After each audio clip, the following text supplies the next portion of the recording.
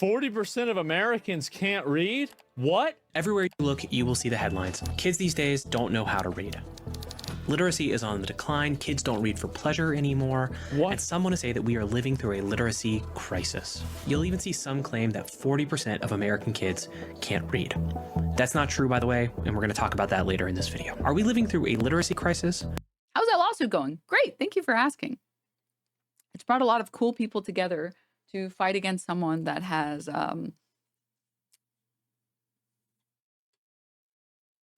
overextended their reach a little bit. So it's been really good, actually. Thank you for asking. Or is this just a long-standing failure dressed up as something new? Okay.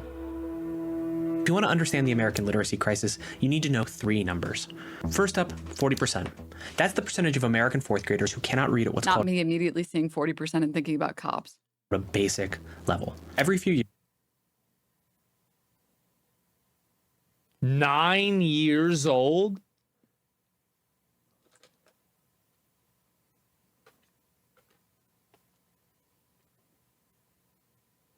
Chat, take a look. This is what real commentary looks like, okay? Pausing and explaining concepts, that's not real commentary. Pausing and saying 9 years old and really hitting that 9, this is commentary. This is transformative. students around the country take a test called the National Assessment of Educational Progress, or the NAEP. This is also sometimes called the nation's report card. Yeah. And it allows us to track educational progress throughout the country. It's nice. Reading scores have remained relatively Nice. Based. stable since 1992 until 2019, when they started to decline. Sometimes that's reported as saying that 40% of students can't read, but that's not what those statistics mean. So now 40% of fourth graders can't read at what's considered a basic level, and only 31% can read at what's considered a proficient level. The NAEP also defines those terms, and just because a kid can't read at basic level doesn't mean that they can't read. But the literacy crisis That sounds like they can't read, bro. Man, that's making me think that they can't read. Dude, it's giving. Can I pull it up? Can I pull up the Dixernox, the Austinox video?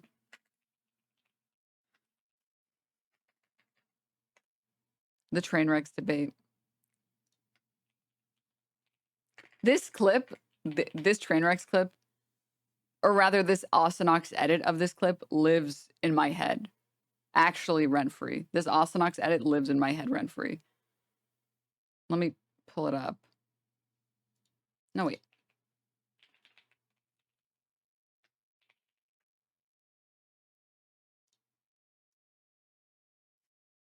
This. Okay, I'm gonna add you into the call. Yeah, I mean, he wants to be in. This was about gambling, I believe, on Twitch. Even though it's already bad, you're making it worse just for bag, which is legitimately pretty evil. How much money Reasons my streamers are justified in doing gambling streams. Ethan is making gambling sound like it might not be good for children. do you get paid every month from them? Well, right now I'm down. How much do they pay you as a flat fee every month? I'll tell you, $1 million a month. And I'm down 2.8 million this month. You also get a commission from Honestly, Trainwreck is very bad at the gambling. people that use your bonus code, right? I get amount wagered, but I don't push the code at all. And I tell It's people on your screen the whole time, right? it is on my screen, but I tell people not to gamble at all. Every hour, every win, I tell them not to gamble. I tell them, but come on. Through gambling, Trainwreck is actually teaching his viewers how not to gamble. What do you mean, That's come on? performative. That's performative. It You is know, not- there's a reason they're paying you $1 million a month. You could say, hey, fucking don't gamble. But you're gambling. They're paying you $1 million a month flat to gamble. You're getting a commission from all the people using your code. It's not, you can't just dance around it like, hey guys, wink, wink, don't gamble. That's just, I understand. No, wait. Let me respond. You are virtue signaling and high roading at that point. I Ethan is virtue signaling and am not pushing my code in hopes to make money from my code. I am not telling them. And Why be sponsored at all? Wait, do you know that when I won that million, I put 3.5 million in to get that million? No, you don't. And let me tell you what. If you did know it, you would. Trainwreck is actually losing money on the sponsorship. Because it doesn't fit your narrative to sell the show that you need. Ethan won't discuss how bad Trainwreck is at gambling because it doesn't fit his anti-gambling narrative. To be successful. I don't think the fact that you're losing money, you're saying I'm in it for the love of the game, which is great, which is nice and all, but you're still getting paid $1 million a month. And how much are you making on your code, by the way? In 3 months, I made $250K. In 3 months, that's nothing. That's a crazy amount. 7 times the annual average income is nothing. And then even XQC says that's a crazy amount. Jesus fuck, dude. Jesus fuck. Yeah. I literally... Yeah, $250,000 is a lot of money, by the way. How can you tell me that I'm making it look sustainable when you just admitted you haven't watched a single stream? Can you tell me that as an... How does Train's 4 years of gambling and $1 million penthouse depict gambling as sustainable? You tell me, how can you pay? Most people can't sustain losing millions of dollars a month. That doesn't seem like a sustainable hobby to me. Now you want to shame me because I can? Gambling Now Ethan is rich shaming is degenerate. You understand? This argument is dumb. This argument. If somebody wants to lose all the money, I mean, they can if they have the funds for it. I don't know. You don't gamble to make money. And if you watched one of my streams, You don't gamble to make money. You do. Yeah, because I'm fucking addicted and I'm a fucking idiot. But it's not sustainable. I've lost the last 8 You're minutes. deluded, bro. You know everything you're doing is wrong, and you don't want to give up That's because not you're okay. Yeah, I'm gonna be the referee. I'm gonna be the referee. He throws real facts and concrete evidence at you, and you throw curveballs and nonchalance at him, and it upsets him. Evidence. He I am not the referee and declare that I'm right. says, in the beginning before I met you or talked to you, I had this inkling feeling you're doing this for a show. Now that I'm sitting here talking to you and telling you this stuff, and your responses are these, I know for a fact it's a show. Like, this is insane. This is the one that makes me lose it. I had this inkling feeling you're doing this for a show. This inkling feeling that you were doing this for some kind of show. Train suspects Ethan is a host of some kind of show. Now that I'm sitting here talking to you and telling you this stuff, and your responses are these, I know for a fact it's a show. Like, this is insane to me. I know for a fact that this is a show. my honest human-to-human advice is that I really think that you need help with your gambling addiction. Okay. Like, it just sounds like in a really real way that you are in a really bad spot. It's hurting you, and it sounds like you do have a lot of money invested from crypto, which is amazing. And I don't think anyone wants you to lose your ass doing this, because gambling, you're gonna lose everything. And and the people watching are gonna lose everything too if they're getting involved. What is this, Dr. Phil? Well, guys, come on, man. That's what I get. That's what lives in my head rent free. Anytime I hear shit like this. Read at what's considered a proficient level. The NAEP also defines those terms, and just because a kid can't read at basic level doesn't mean that they can't read. But the literacy crisis... That sounds like they can't read, bro. I'm beginning to suspect that adults are struggling to read. Man, that's making me think that they can't read. Yeah, I'm getting worried about this. Like, we used to have a kid, he like 10 or 11, he couldn't read. And we'd be driving around and he'd be asking his little sister to read the signs for him. And we called this kid retarded so much that he learned how to read.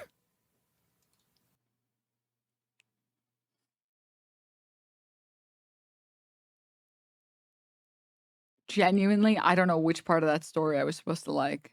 Doesn't stop at elementary schools. And that brings us to our second number, 28%. And we bullied them into reading. That's the share of U.S. adults that are at the lowest level of literacy. Whoa, wait, hold on. That kid was Asmongold. Feel old yet? Number, 28%. That's the share of U.S. adults that are at the lowest level of literacy. 28% of adults. So the top performers are going down and the bottom performers are going up. That sounds pretty bad. In the last decade, that number has increased by 9 points. This doesn't mean that those adults Wait a minute. 9 points. Dude, he loves any opportunity he can get to say 9 and hit it as hard as he can. That's 50% almost. Because the scale was at 20 to begin with. So 9 points sounds like it's not a lot. But when you start at 20 and you go up by 9, that is insane. can't read, but That was giving 10 divided by 10. it does mean that they are what's called functionally illiterate. This means that they lack Also, yeah, that wouldn't be half. That'd be like a third. Less. But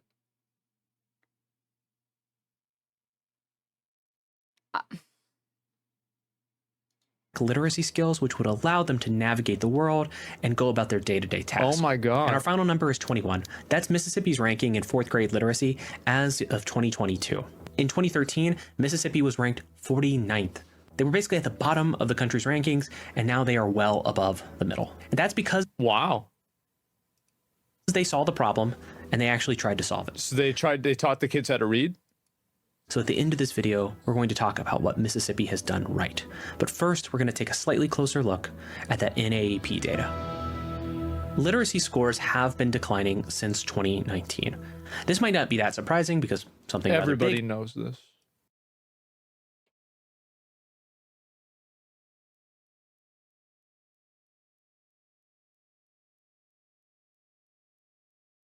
every time, dude, it's like the video will say something that he didn't know 10 seconds ago, and then he'll be like, everybody knows this. What do you like? This is it, guys. This is what transformative content looks like. You hit the 9s, okay? And you say everybody knows this.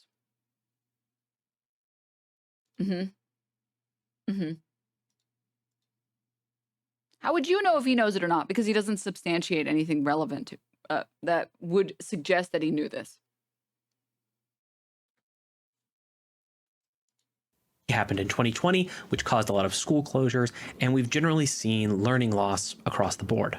Absenteeism is Learning loss is not. Have you guys ever seen, like, you ever been to a local restaurant or something like that, and you had the restaurant had to write something out, like with like handwriting, and like all the words are spelled wrong? No, no, I have no. No. I have not had this experience where I went into a restaurant where they were writing stuff in handwriting and then every word was spelled wrong. Everybody knows this.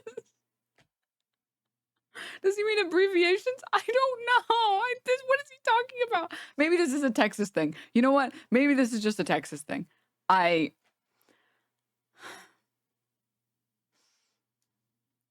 So just because he doesn't brag about his knowledge means he doesn't know it. Got it. Dumb logic. No, not really.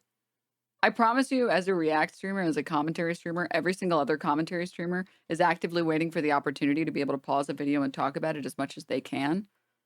Because streamers are streamers because they like to yap. And if you had more relevant knowledge on something, you would talk about it. This is just common sense. Trust me, try it. Try doing some React streaming. And you will find that this is true. also up post-COVID, which does complicate actually teaching kids how to read. One group of student hasn't seen a decline in their test scores, though. These are students who are already in the 90th percentile. So what we're seeing is a widening gap between those students who are reading quite well and those students who are struggling to read at a basic level. This tells us something important. If we want they're dumb and they're getting dumber. to improve I have to go back. I'm sorry. in their test scores, though. These are students who are already in the 90th percentile. So what we're seeing is a widening gap between those students who are reading quite well and those students who are struggling to read at a basic level. This tells us something important. If we want they're dumb and they're getting dumber. to improve No, that's not what that means. That's not what that means at all.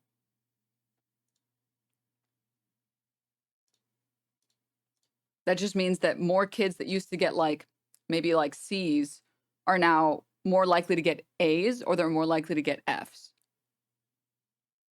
That the middle group is shrinking.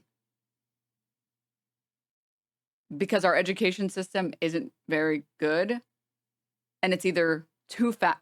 Most classes are either too fast or too slow. And once you feel like you, what would be the term? Once you feel like you've missed too many opportunities, and you feel like you've fallen too far behind, catching up feels impossible, and there isn't really a good way to help remedy that. And that's why a lot of better education systems, like in Finnish schools, their exam policies are very different than our exam policies. Not every Finnish school, not every single American school doesn't do this, but grading kids based on some arbitrary number on a test and not based on effort only tells kids that the end outcome is what matters the most. That's it. That's what it teaches them. Don't get me wrong, you should still have like yearly testing to see where kids are at and if they're learning the correct amount of stuff that they should be learning, but grading should be done and schooling should be done with a focus on making kids enjoy learning.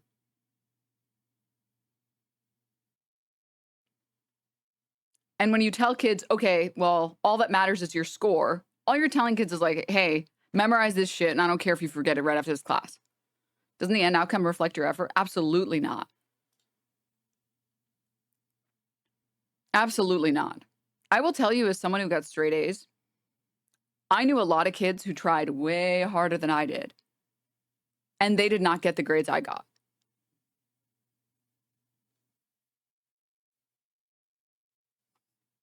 Some classes are just harder for some kids and they're just easier for other kids. I knew people who they would pay attention in class and I would fall asleep in class. And then I would take my test and I'd be like, okay, this is all super easy, basic, boring shit. Okay, moving on. And then I would see the kid next to me and they're like, oh my God. Like they're fried. Like the marbles are gone, people. And I would feel so bad because like I saw them fucking making their flashcards. I saw them paying attention in class. I saw them taking notes. Like they put in way more effort than I put in. And they still got a worse grade than me.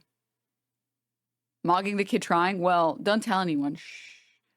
But I would just like offer my exam to those people. Once the teacher would like make the rounds, I would like move my test sheet over to like, if they were on my left, to the left of the table.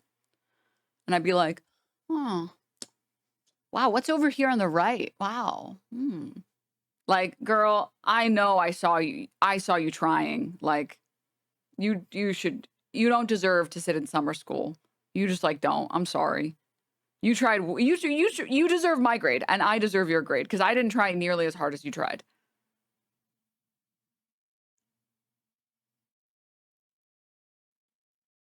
Yeah, me leaving things to the last night and still getting A's. Yeah, I've never felt bad about that. Well, I have.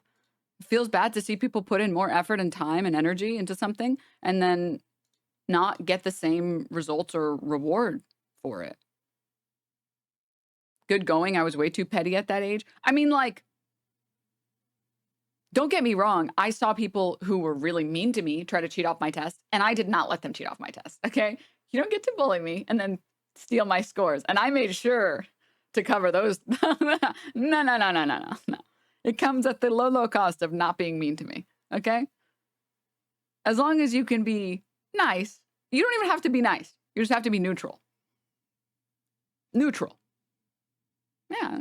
But like, there's no system that rewards kids. Unless you have a really good teacher, there isn't a system that rewards kids for trying.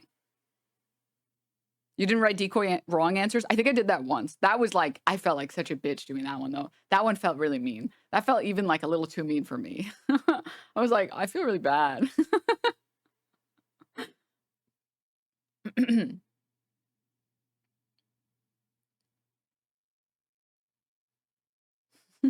You're nicer than me. I saw a kid who bullied me trying to copy once, legit selected the wrong answers, changed them after.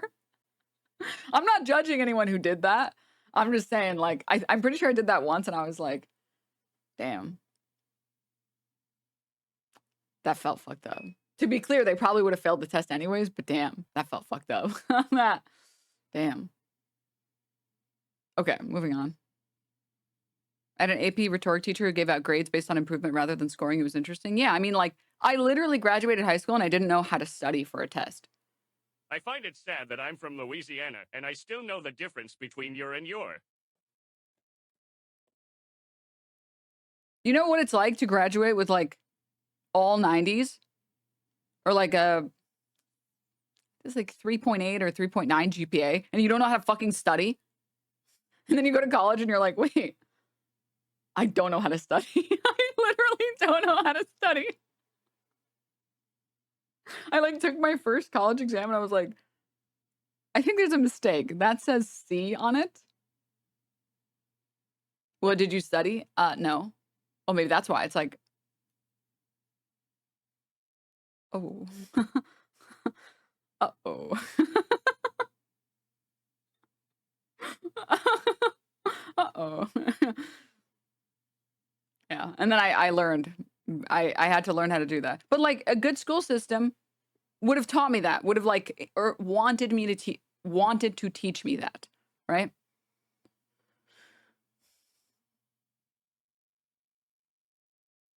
American literacy, the biggest impact we can have is by focusing on those students who are struggling to read the most. And that's going to be important when we talk about Mississippi in a few minutes. But even those top performing students, like the students who would go on to study at really great colleges and universities, are also struggling. At the University of Texas here in Austin, some professors told their school newspaper that they would be shortening reading assignments and transitioning to assigning things like YouTube videos and audiobooks instead of physical.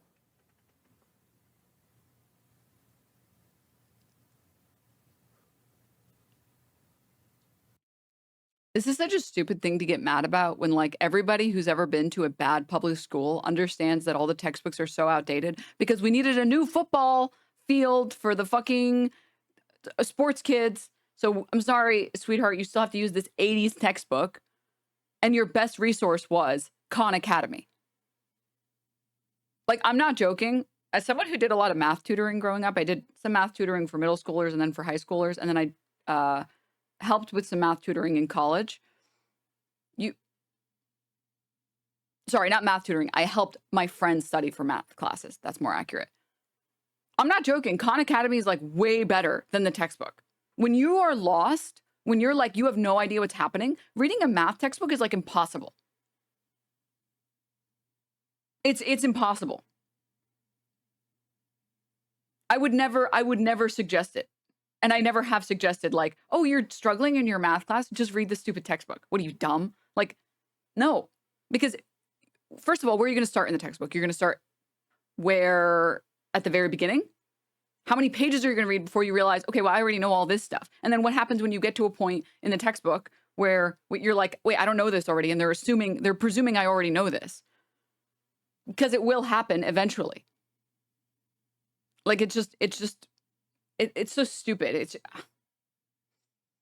Textbooks are meant to have a bunch of condensed information in them that you can learn from, and some classes more than others. Like, I would argue that, trying to think of a good example. My finance textbooks were all pretty straightforward and easy to read and easy to get through. And I imagine, like, I don't think I ended up taking any history classes in college.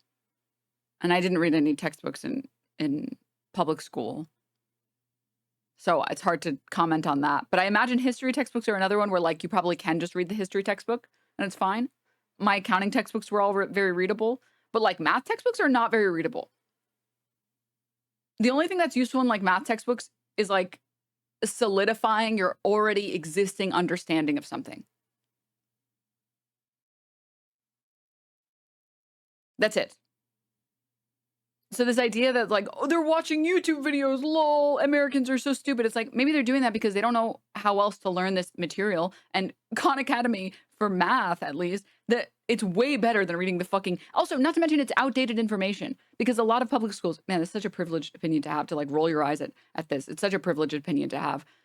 It's such a misunderstanding of how many public schools literally don't have good information.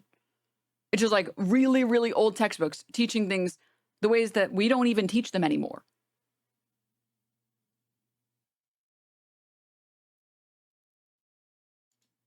Chatter says, my daughter needed help with AP statistics. I tried reading the textbook and I had no clue. I'm good with math, mind you. Dude, I loved AP stats. So much fun. But yeah, that textbook would have been unreadable if not for the fact that like my teacher was really good. My AP stats teacher was really good. And then you can use the textbook as like a guide afterward, right? Where you're like struggling with something or you want to do some problems or something. But yeah, my math textbook was full of wrong answers and the teacher eventually threw it in the trash. Oh yeah, I remember. And this happened to me multiple times. I was the annoying kid. This was me. And I always got extra credit for it. Where we would have classes where you would have to do the questions at the end of the textbook. And they would be wrong. Like they were literally wrong because the book is literally from like 2002 or like 1935. Not actually, but you get what I mean. And I'd be like, teacher, Miss Teacher, I did this. This is my work. And I don't understand how I was supposed to get this number. Because what did I do wrong? And then she would look at it and she'd be like, the textbook's wrong. The textbook's wrong. I'm not going to punish anyone else. You can get extra points for this one.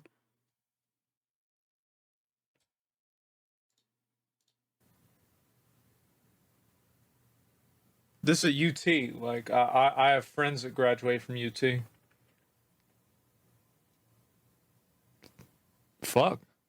Does this mean that I have a degree from University of Texas because I'm a React streamer?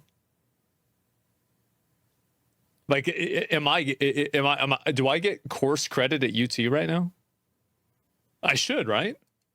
Physical books because students simply didn't have the patience for the reading assignment. See this chat? Everything that I said, that was not transformative. This here, now this is transformative. Now this is some this is some transformation right here. Anymore. One professor was told by his students that Shakespeare's Hamlet was too long to read. Now, Hamlet is the long... TLDR. TLDR. But like, to be fair, this has also existed pre the internet. Like, I grew up with SparkNotes.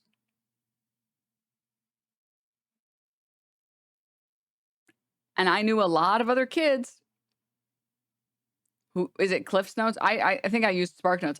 I knew a lot of other kids who were like, I have to write this paper and I didn't read the book. Fuck. All right, time to open up SparkNotes. Like, if you don't show kids why they should, I had like 1 or 2 really good English classes where we would actually read the book in class. So we would read like half the chapter in class and we would break it down and understand like what happens and why it's interesting and why this was like a transformative moment or some like changing moment for the main character or something, or like for the side characters or whatever. And then we would be told to read the other half at home. And then we would be caught up. So like the teacher would be like, okay, so what did everybody read? You know, like, let's get an idea of what happened. So even if you didn't read it, at least you knew what happened. Because again, just like math, if you're halfway into if you were supposed to read all of Hamlet in a month and halfway through, everybody else has already read their half and you haven't. Why the fuck would you ever want to have to catch up on half of Hamlet now in like a day? That sounds like shit. Whereas if you're caught up, if all you have to do is pay attention in class, you start being motivated because you're like, well, I'm invested in this Hamlet character. Well, I want to know what happens. I'm going to go home and read. Most of my English classes sucked, and I had one very vivid memory of a good English class, maybe even 2 really good ones. And those ones, I would go home and read the entire thing by myself. I'd be like, this is so good. Dude, he's spitting. He's going crazy on this. And it'd be like 9 p.m. and I'm like, whoa. I didn't need to read all that. Okay, I won't read again for another while. And then you actually get to participate in the discussion. You get to think about these ideas and these characters in this interesting way.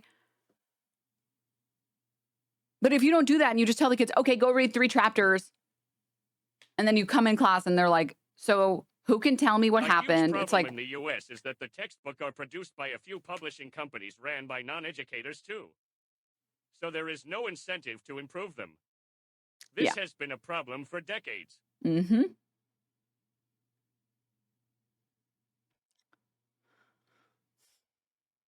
So anyways, yeah, I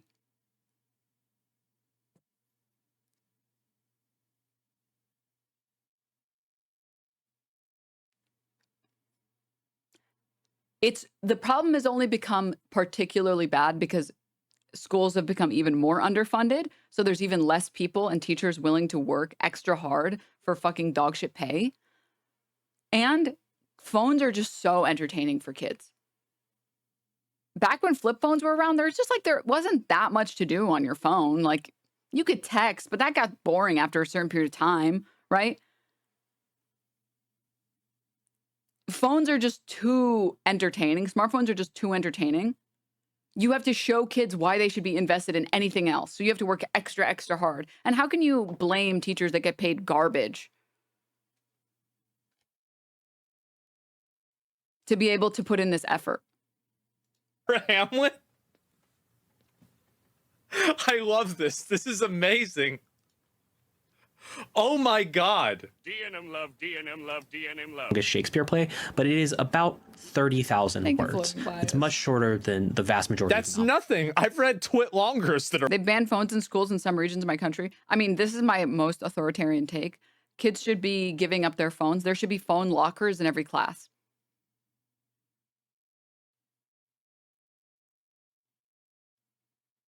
And you, as soon as you walk in class, you put your phone in the locker, in your locker, you put your code in, and it sits in the front of the class. Okay? And your name is directly on it. And then the teacher at the end of class calls each one of you up to go grab your phone. And guess what? Someone needs to reach you. It's an emergency. They'll just call the school. And then they'll tell you to go to the principal's office. Like you don't need your smartphone in class. You just like don't need it. Like a little cubby. Yeah, you guys have seen like those charging stations at like malls and stuff.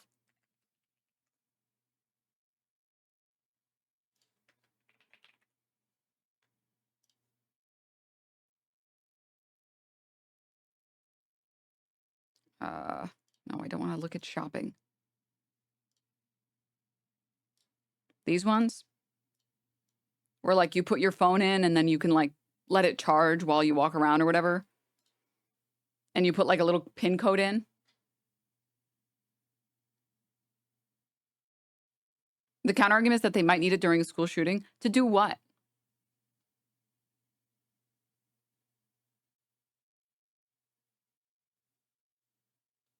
What would you do with your phone? To call and text the parents? And then what are the parents going to do?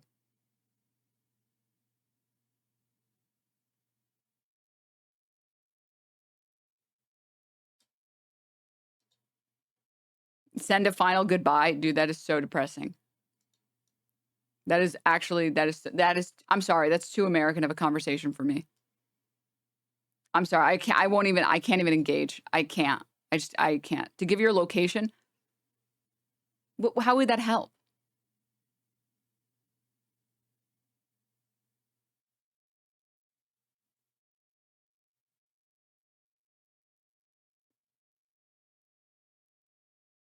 Also, again, yeah, the adults also have phones, and the school has phones.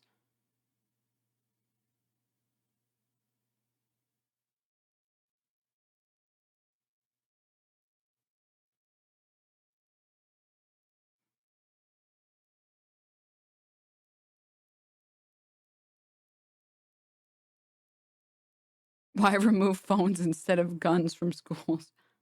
Because we should do both. That's why. They use the pouches from comedy clubs at the high school my GF teaches at. Yeah, I mean, yeah. Children use phones to prepare a hocha to launch at the attacker if they enter. Yeah. I mean, yeah, listen, okay? Look. I'd much rather fucking install metal detectors at the front of every single door than be like, well, the kids should have their phones because they might want to say a final goodbye. I'd much rather try and solve the gun problem than be like, well, Well, let's do neither. Let's neither solve the gun problem, the school shooting problem, or the not paying attention in class problem. They can Google how to stop a school shooter.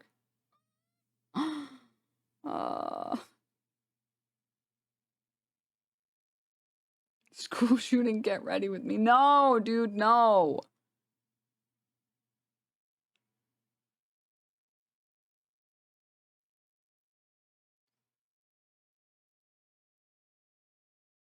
Chatter says I have four family members that are actually functionally illiterate. What's sad and is embarrassing that they asked how to spell basic 5-letter words. One of them has an MBA, the other has a bachelor's in marketing, which proves my point about MBA degrees. They both make twice what I make in my lab job. That's crazy.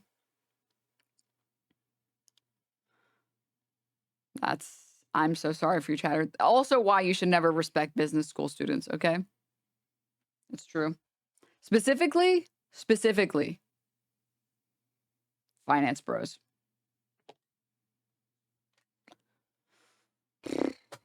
Finance bros are so annoying, dude. What's your major in? Accounting. Accounting bros are just kind of like, I hate to say it, they're just kind of like losers. Like, We don't solve problems any longer in this country. At worst, they're just like a nerd. Hard. But like, LOL. I feel that. I feel that. You're just another nerd. Like, I get that. That's why I got one. A fellow nerd, I get it. But like,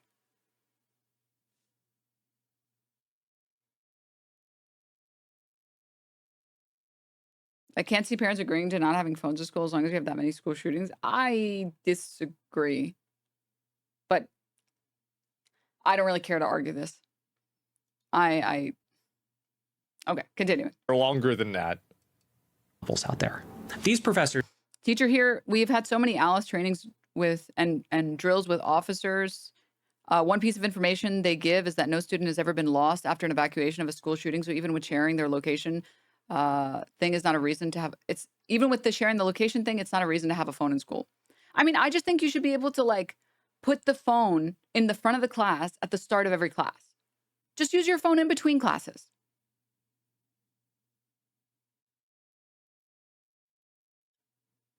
Another chatter says, again, as a teacher, parents support kids not having phones in class. I mean, most good parents just want their kids to do well in school, or they want them to like school, or they want them to get good grades. They don't allow in between class usage. I mean, they also don't allow you to go to the bathroom too many times. You can still do it. Like, I don't think there's anything wrong with using the phone in between classes. Like, that's silly.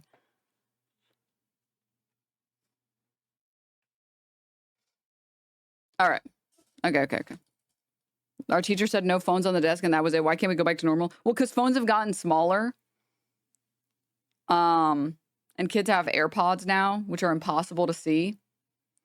And like, I remember, dude, when I wanted to listen to music in class, because I also enjoyed stimming with music in class, I had to like, I had to wrap the cord in through my hoodie so that I could do like this. So I could listen. But like, still, there's just too many kids get distracted on their phones. Anyways, okay, moving on.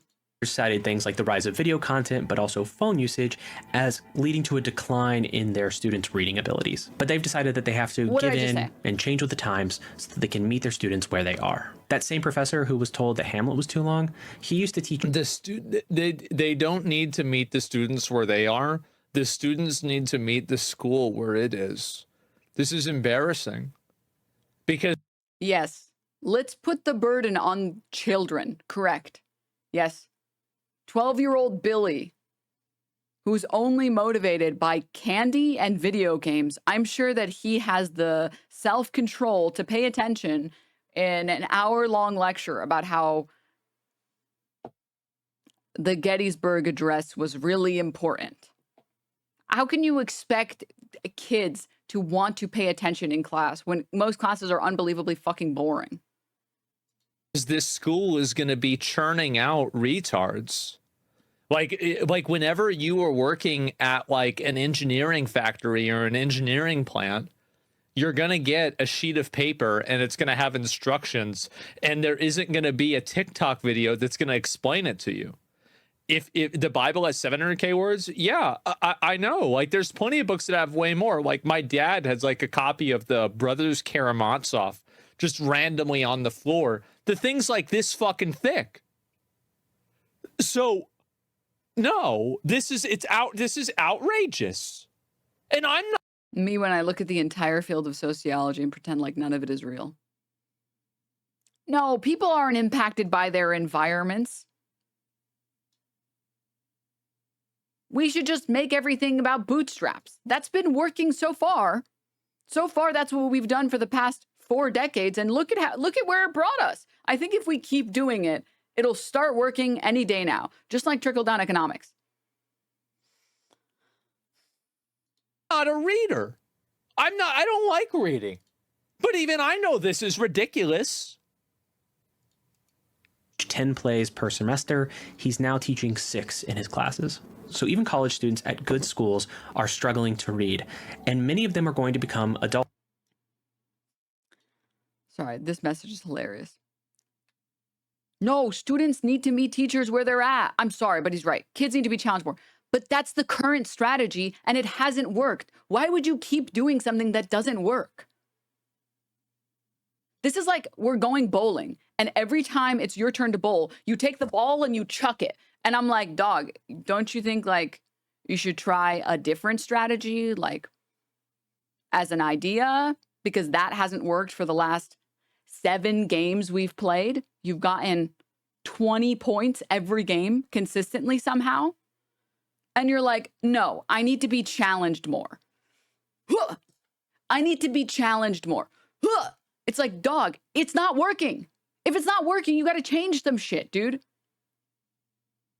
It's not working. This is common sense. If a strategy has been employed for the past decade and it hasn't worked, it's about time to try something new. Extreme bowling.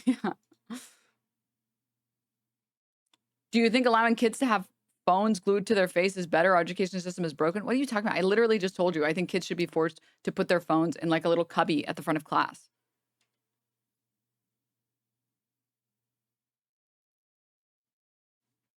I don't think you can tell kids, like, why not leave them at home altogether? That's fucking stupid, because kids usually need to coordinate with their parents to pick them up. Because kids sometimes want to go to like the movie theater afterwards and want to be able to get picked up later because they might have like an emergency. You'll need it before and after class. Or sorry, school.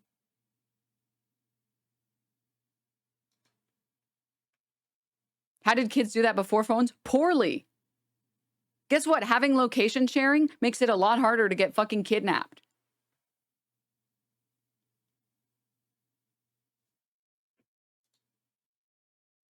Shit was a lot worse back in the day. Like, way, way worse. It also gives parents a lot more comfort knowing that they have their kids' location after school. Because it's like, oh, okay, I know you're in the neighborhood. I know you're nearby. Okay, I'm not scared about where you are. Especially with kids that are like in middle school that take the bus home or whatever. Also payphones, but we don't have them. And yeah, payphones like don't exist anymore. It's actually really sad. I loved payphones growing up. There's something about a payphone experience that's like so communal. It makes me so happy.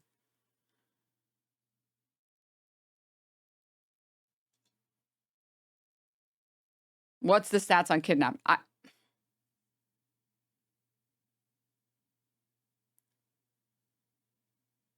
You're taking issue with absolutely nothing. You're saying like they should just leave the phones at home, which is not something that parents would be down for, that kids would be down for. You know what's something that is reasonable? Having them put the phone in a cubby at the beginning of class. It's a very reasonable position.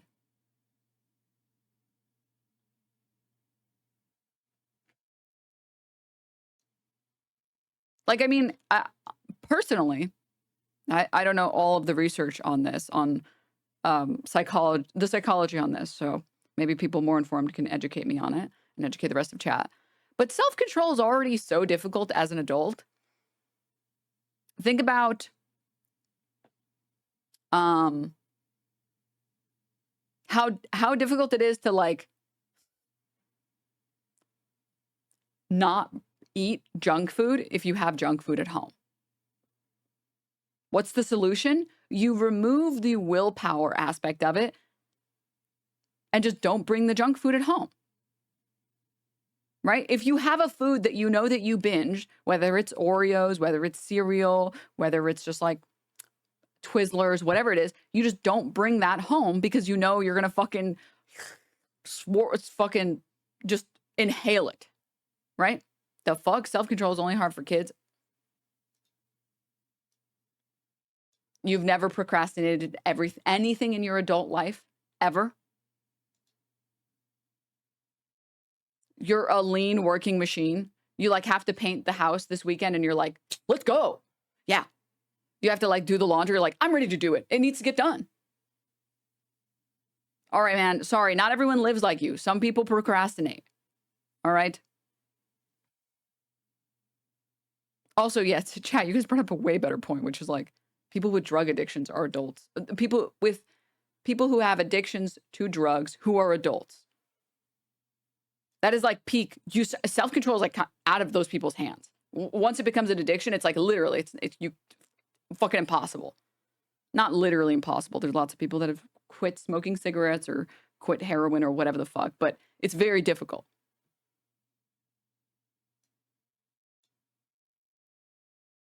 You know, there's something very like chef's kiss about watching a video about illiteracy.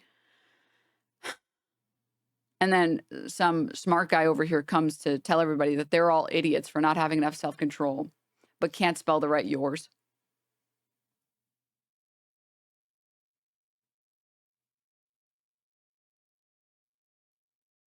Also note, like, the absolute lack of a desire to engage with the argument as is. My argument was self-control is already so hard as an adult. Imagine what it's like for kids who are dopamine machines. And his representation of it was, well, you have no self-control and you're an idiot. It's like, anyways, moving on. The studies and research that they've done on this, by the way, on like, for example, clean eating. Everyone knows about the marshmallow test for kids, but I'm talking about with adults. The test that they've done on this, it's not that some people have more willpower than other people. It's that some people are better at positioning themselves in situations where they have more willpower. So you don't have to have superhuman willpower to avoid all the tasty things inside of your fridge if you just don't bring them home, right? If you set yourself up for success, you will succeed more.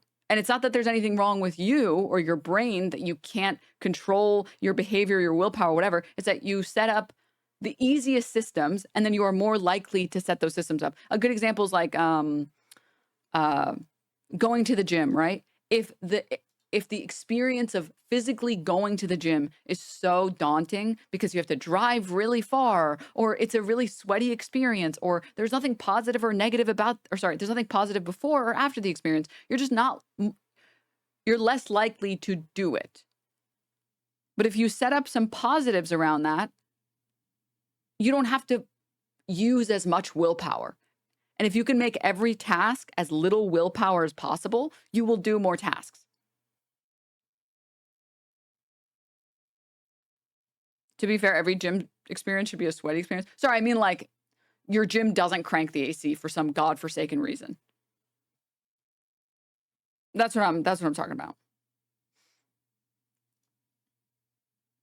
I'm trying to think of like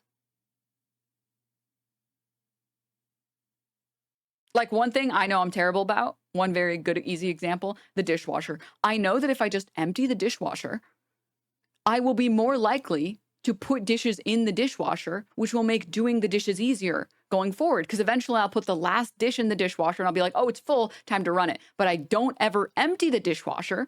So doing the dishes always feels like such a task. It's like, oh man, but like now I have to remove everything and then I have to put all of them in. But if I had just taken them out as soon as they were dry, I wouldn't have that problem. Right? Same with laundry. Really? How? Oh, really? Oh, I don't have that problem with laundry. I don't know why. Laundry, my brain is good. I like laundry. Laundry makes me happy. Laundry is my happy place. The clothes are all warm and they smell so good.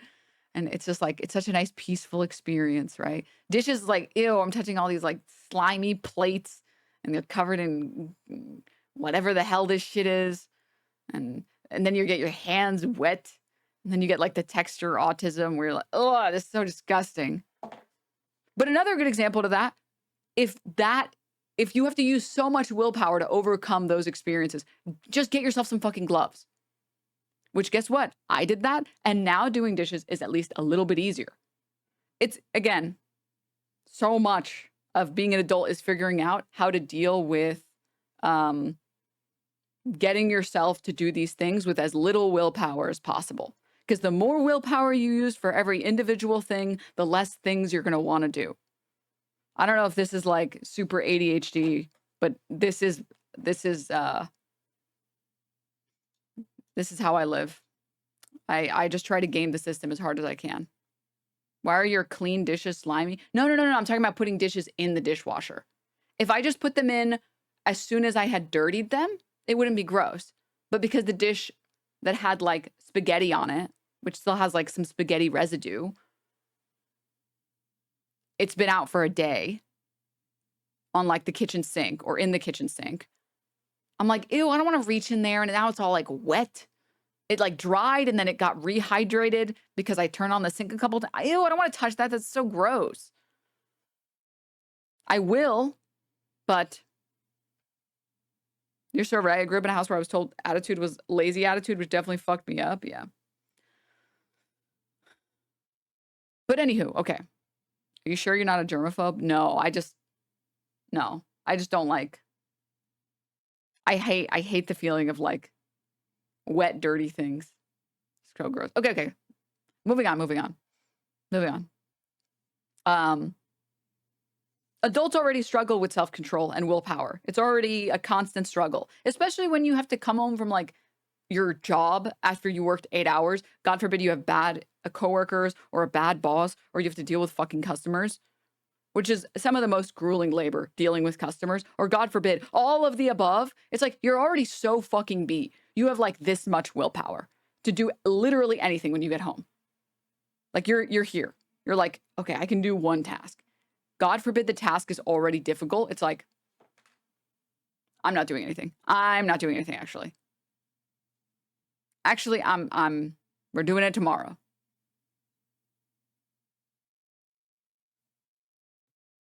Doing it tomorrow.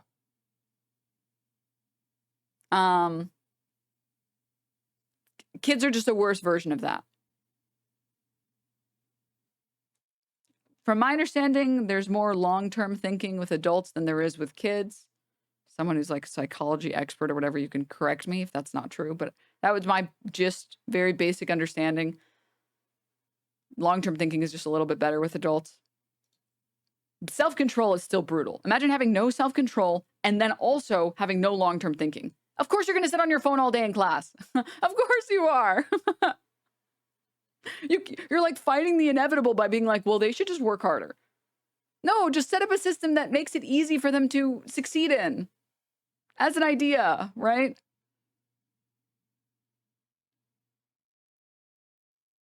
Adults who hardly read at all. That's right. Many Americans simply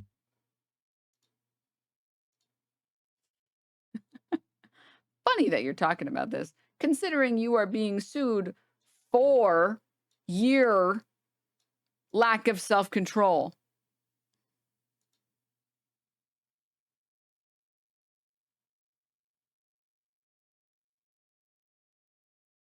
Holy skate park.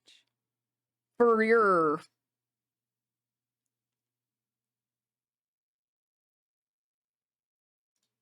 don't read books, and I think about 10% of college graduates haven't read a book in the last year. They don't know how to read. I don't read books. I don't. They're a waste of time.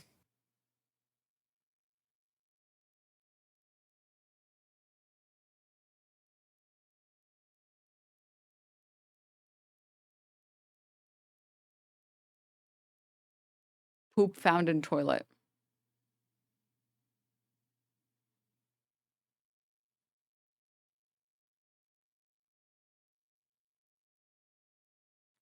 Sorry, in true Asmongold fashion. Let me transform this content. Sorry. Everybody knows this. Much better. Read. Like I don't read for pleasure. The only thing that I read for is information. I spend hours every day reading, but I don't read books. Maybe that's because they haven't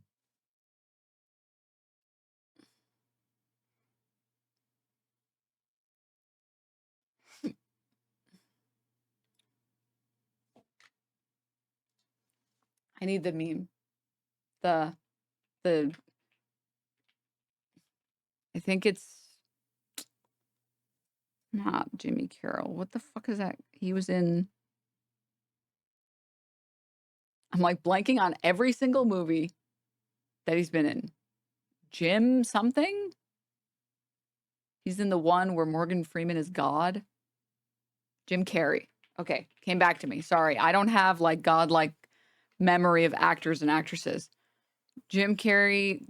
There's like this one meme screenshot, and I think it's Jim Carrey, and it's like he's talking to his mom, and his mom's like, "Did you make friends, honey?" And he's like, "Yeah." And he's like, "Wait, friends or do you know what I'm talking about?" I can't find it. I don't remember the original meme format. But that's. Do you read or do you read Reddit posts and Twitter posts? Because I don't know that reading Reddit posts and Twitter posts counts as reading.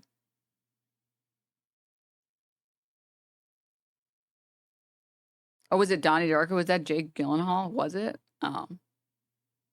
Sorry. I'm sorry. My bad. Okay, my bad. Classic Denim being racist against white male actors. Sorry. been taught how to be a good reader. All right, let's pause for a second and ask ourselves what it means. Here it is. Found it.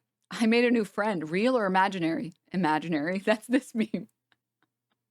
That's this meme. I do a lot of reading for hours a day. Real information? Or shit posts on Twitter? Shit posts on Twitter. Means to be a good reader. The psychologist Daniel Willingham has this book called The Reading Mind. And in this book, he points out that reading is actually a fairly demanding task. First, you have to be able to understand the words on the page, and that's usually what we mean when we say that we're teaching kids to read. But actually, reading involves 3 additional levels of representation. You need to be able to extract ideas from sentences. You need to be That's hard. able to then connect. I just do one side. Just like 1 second. You can't make this shit up. Just 1 sec.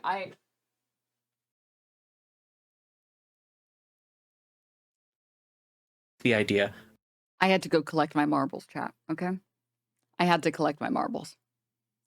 I needed to collect them. That was amazing. That was amazing. That was so amazing. Did you wash off the stupid dude? Across those sentences, You're out. That's it. No, I can see. I can see why we're having problems. Yep. I understand that the point that he's trying to make is like other people can't do this. But how does he not realize that reacting to every single one of these with saying, that's so difficult, I can see why we're struggling. How does he not see that that makes it seem like he struggles with these concepts? Please, no, dude. I get it. Immediately. Yep. This totally makes sense. and then you integrate this within a model in your mind. Okay. Settle down. All right. This is I'm out, bro. Like, people misunderstand tweets. You think they're gonna be able to read a book? No.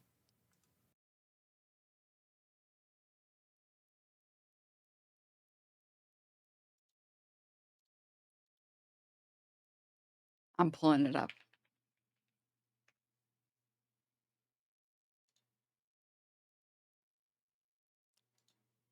I'm pulling it up. Hold, chat. Hold.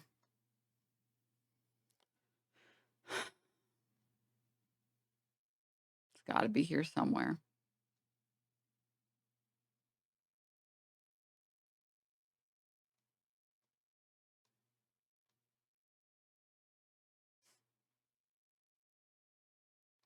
Hold.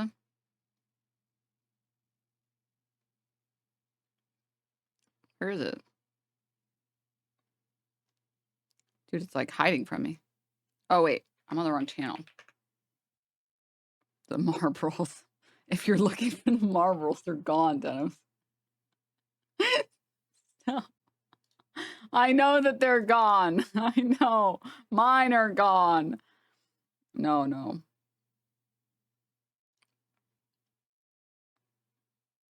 God, these thumbnails, dude. I can't get over the edits that he puts on Hassan for the thumbnails.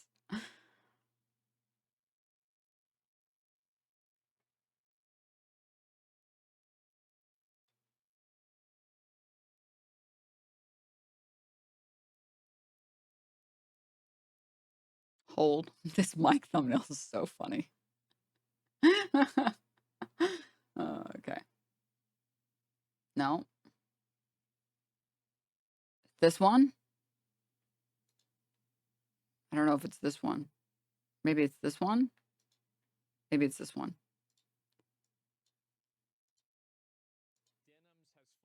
Here it is.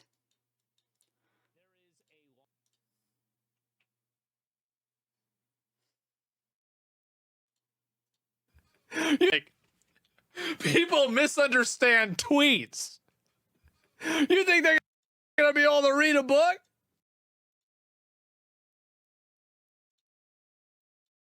Lawsuit Denims has filed against Ethan Klein. Claims she will be suing. We're already 2 seconds in and we were wrong, by the way. There is a lawsuit Denims has filed against Ethan Klein. Claims she will. People misunderstand tweets. He's just talking about himself. I still haven't filed a lawsuit against him. I demanded a retraction from him at the time. So he was already wrong because he can't read. But let's continue. Don't worry, guys. It gets worse. Will be suing Ethan Klein for defamation, and she is setting up a GoFundMe. Ethan Klein lied about me supporting CPS coming into his home. If he doesn't retract this, the GoFundMe for legal fees will hold him responsible for his lies. If he retracts, this GoFundMe will be refunded. Surely. Context. And I'm literally going to use her own video to prove how stupid this is. So why exactly? And by the way, the video gets chopped up 15 times. And nothing is extracted. I'll let it play. Exactly does he think? I'd like to skip to the end because what I want to show you all is Asmongold being unable to understand very simple ideas. So it's very funny for him to say that other people can't understand simple ideas. But if I skip, they'll be like, you're skipping the most important part, even though it's total nonsense. So please, let's watch it. I'm responsible. And he has kids, and his kids like crawl into the dog shit. I don't know if they eat it. It makes sense why he doesn't care about Palestinian children when he is neglecting his own. How is this happening? How is it happening? Playing No wonder this motherfucker is always sick. Yeah. Yeah. It all makes sense now.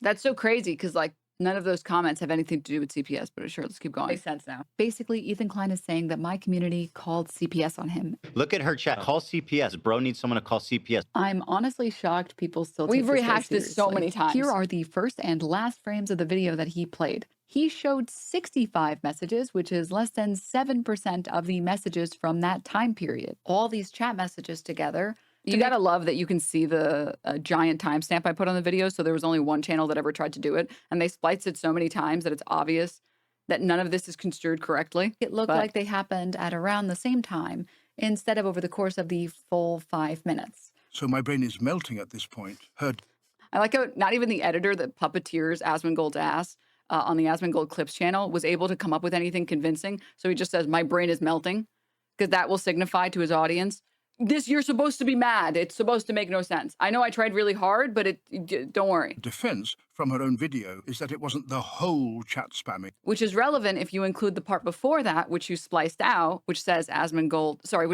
Ethan Klein saying it's pretty much 100% of her chat. So she clearly endorses it, which is why you should let the video play in its entirety, which is why I put that giant watermark in the middle, because as soon as you remove it, this doesn't make any sense. But when you put it in, it makes sense, because if he's accusing 100% of my chat being calls to action, and it's not that, He's clearly lying and misrepresenting the situation, and you shouldn't take him seriously. But yeah, if you cut all of that out, oh yeah, your brain is melting. Anyways, continuing. To call CPS on H3, Continuing. just 7% of 65 messages out of 950. At the same time, she immediately deleted the VOD, and if you go check on Twitch Tracker, all clips were wiped out. Finally, one of the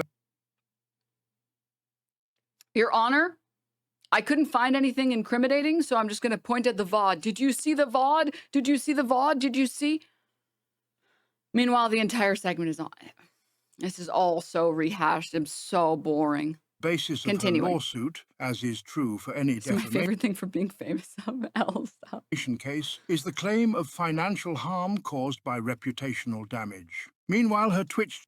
No, you can win a defamation case even if you haven't had financial harm, if it's defamation per se. The issue becomes that you won't really be awarded a significant amount of damages. You can still absolutely get a verdict in your favor. It's about whether or not you can claim a lot of damages. This is relevant now with Ethan Klein setting up his video with like the Library of Congress or whatever, because he can claim statutory damages, so he doesn't need to prove financial damages. But moving on. Channel has doubled in size since this drama began. I have no idea who's advising her that this is a good move, but they must absolutely hate her guts.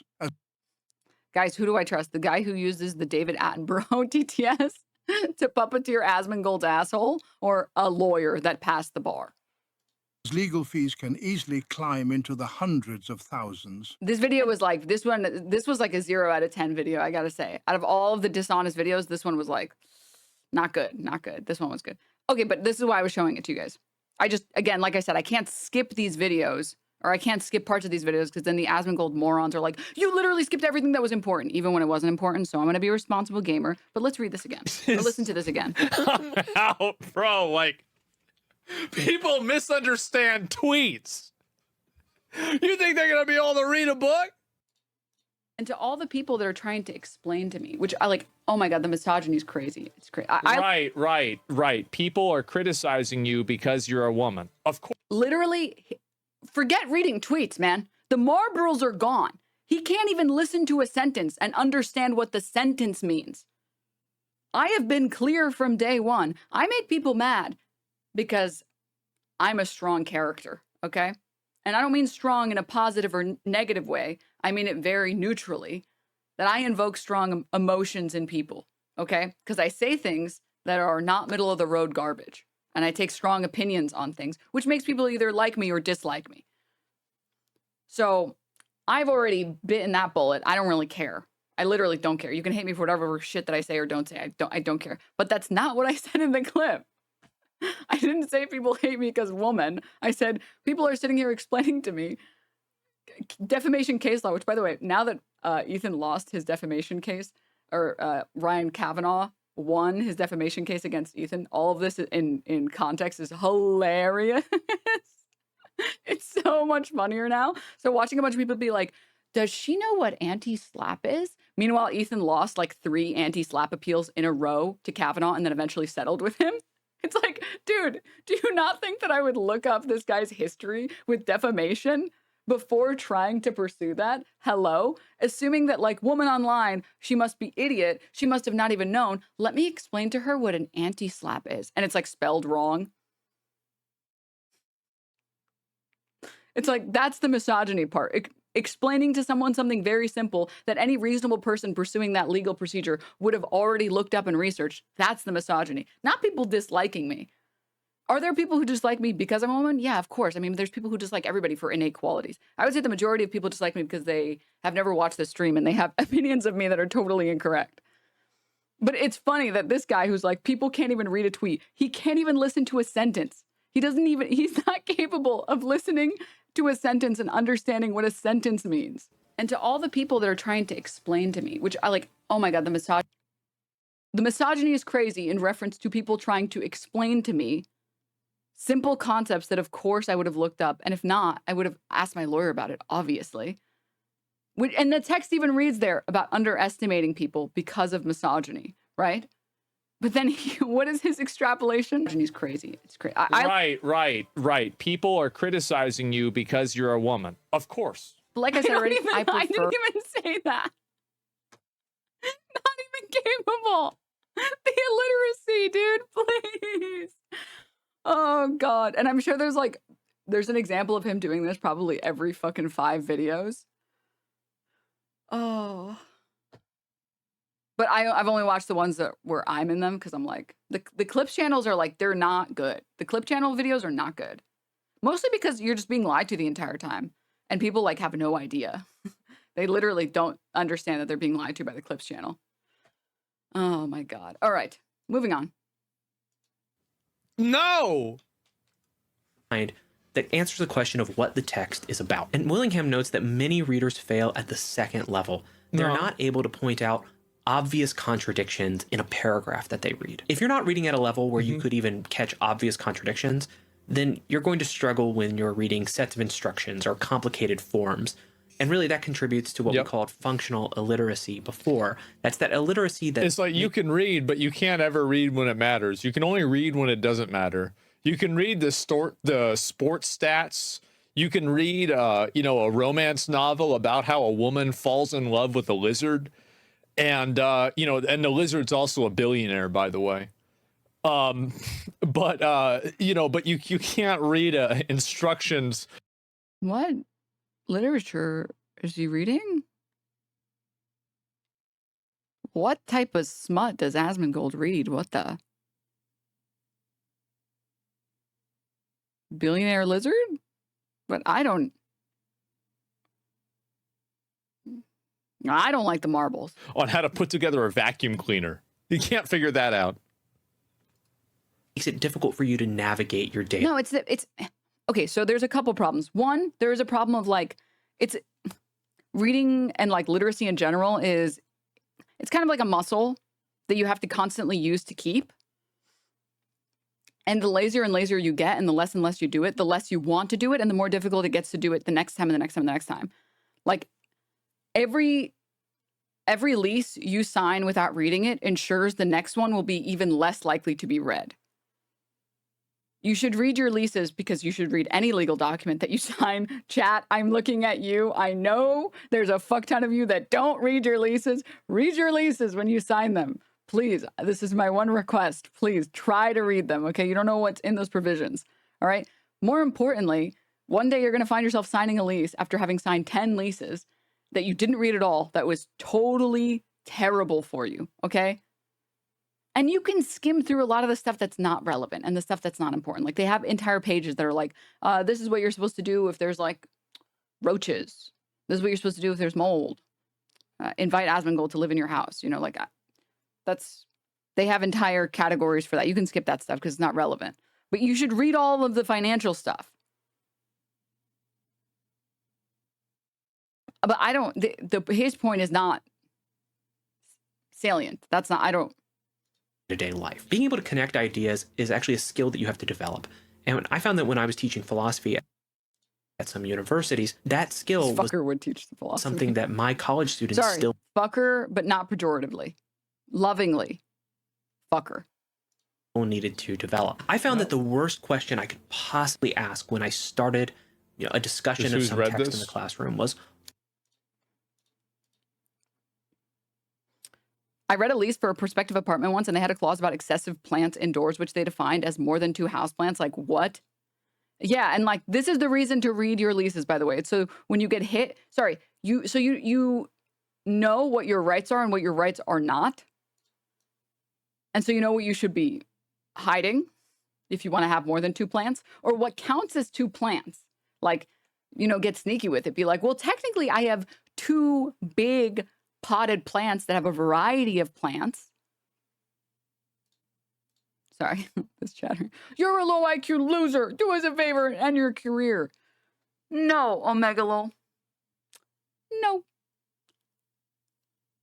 What are you going to do about it, bitch? Bitch. No.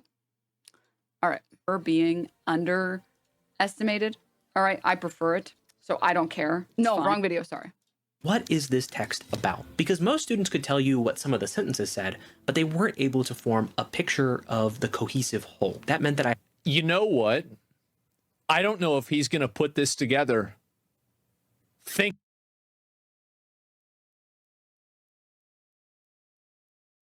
Me watching Asmongold stream. I don't know if he's gonna put this together. What? I don't know if he's gonna put this together. Think about how many people on Twitter say, Grok, summarize this for me.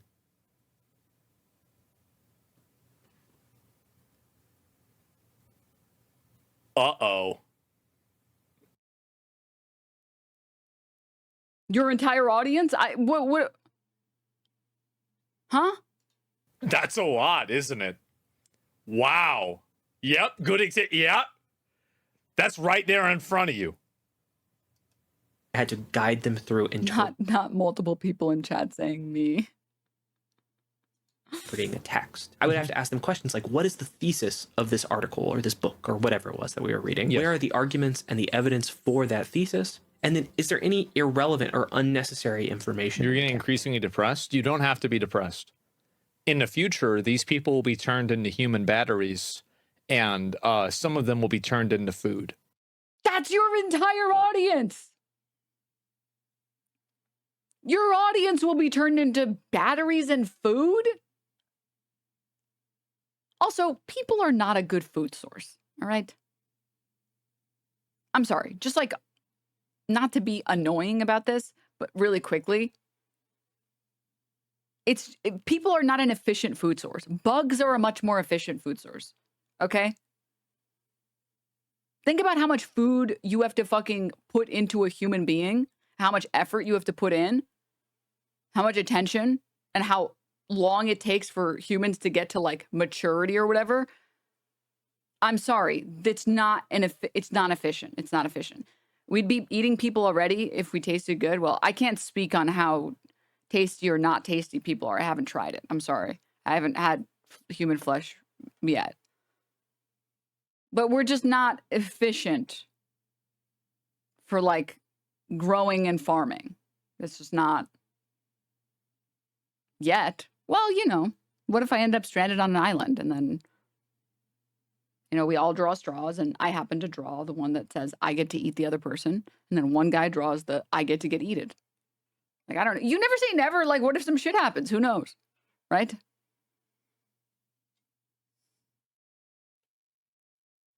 Get to.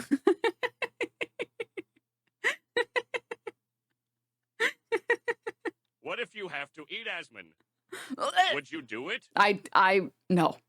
Well, sorry. Even if I wanted to, you would take one bite and then your entire body would just like, and you would just like instantly collapse and die. Like, that's not human safe. That's not human grade. Surprisingly. You just start molting. You would like, yeah, there would be nothing. There would be, you just said bugs were good to eat. I mean, I don't want to eat bugs, but I'm saying in terms of like, Just slap some soy sauce on that bad boy. min-maxing. If we're talking about min-maxing nutrition, I'm pretty sure bugs are one of the most easy things to farm. I don't want it. I don't want to have it. I don't want to eat the bugs. I personally don't think people were meant to eat bugs. I feel like people were meant to eat fruits and vegetables and pasta and breads, you know?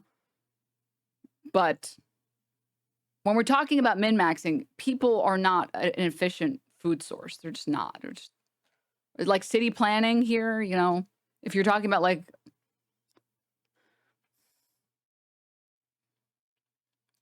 we need meat. I mean, wrong. This is incorrect. I'm not going to get too deep into the veganism debate here, but if you lived in the wild, right? If you were totally incapable of obtaining any type of supplements in society, because you don't live in a civilized society. Are you vegan? No, I like meat too much. Sorry. Okay. Caught. My bad. I really like fucking Korean barbecue. Sorry, not having sex with Korean barbecue, although I would if I could. I really like Korean barbecue. But this is wrong. You need animal byproducts. all the vitamins and all the micronutrients and vitamins and minerals that you need, you don't need to get them from eating an animal. You just need to get them from eating animal byproducts. Like milk, eggs, fish, whatever. As if you lived in a totally uncivilized society where you couldn't get supplements, which is what I just said 2 seconds ago. We live in a civilized society where you can buy supplements, where you can get B12 supplements, so you don't need to. But if you were living in the wild, which is what I just said, yeah, fish are not an animal byproduct. Sorry. You're right. Fish are just, that would be, I don't know if it would actually be considered meat, but it's not an animal byproduct. It's an animal.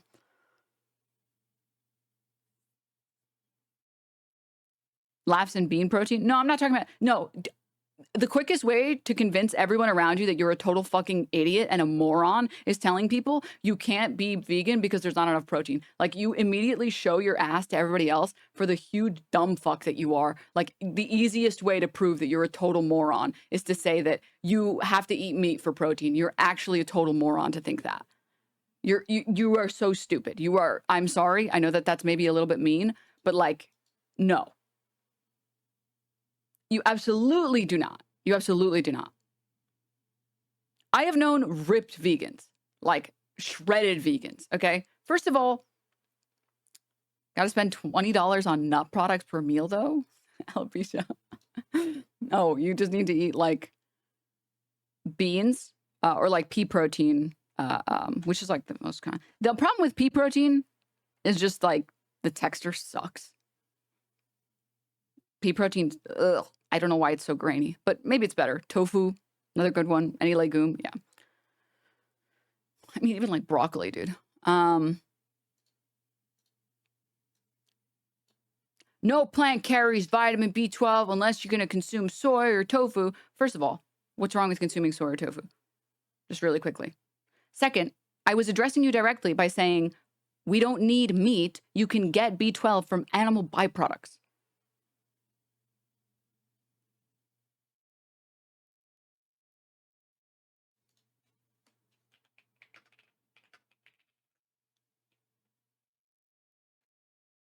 You can get B12 from eggs and milk just fine. You don't need to eat meat to get B12, which is what I just explained to you. Like, this is my one, okay, let me just say, as someone who eats everything, because I'm a fat fuck and I love food, and I love everything but tomatoes. Also, do you know how the animals we raise have B12? It's because of supplements. It's just like such a misunderstanding of nutrition and such a misunderstanding of like vitamins, micronutrients, macronutrients, but none of that's relevant. Beetle modes, shut the fuck up. Do not write that in chat. Do not.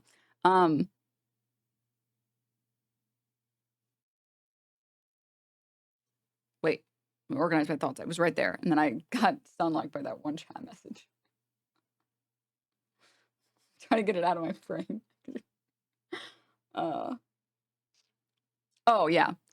As a meat enjoyer, it brings me the most satisfaction. On a moral level, veganism is the most ethical decision. Especially because we live in a society where you can easily get supplements. And I know that there's this debate on like veganism and everything and like whether it's affordable or not, but here's the thing. Rice and beans are very affordable. They're very affordable. And they have always been very affordable.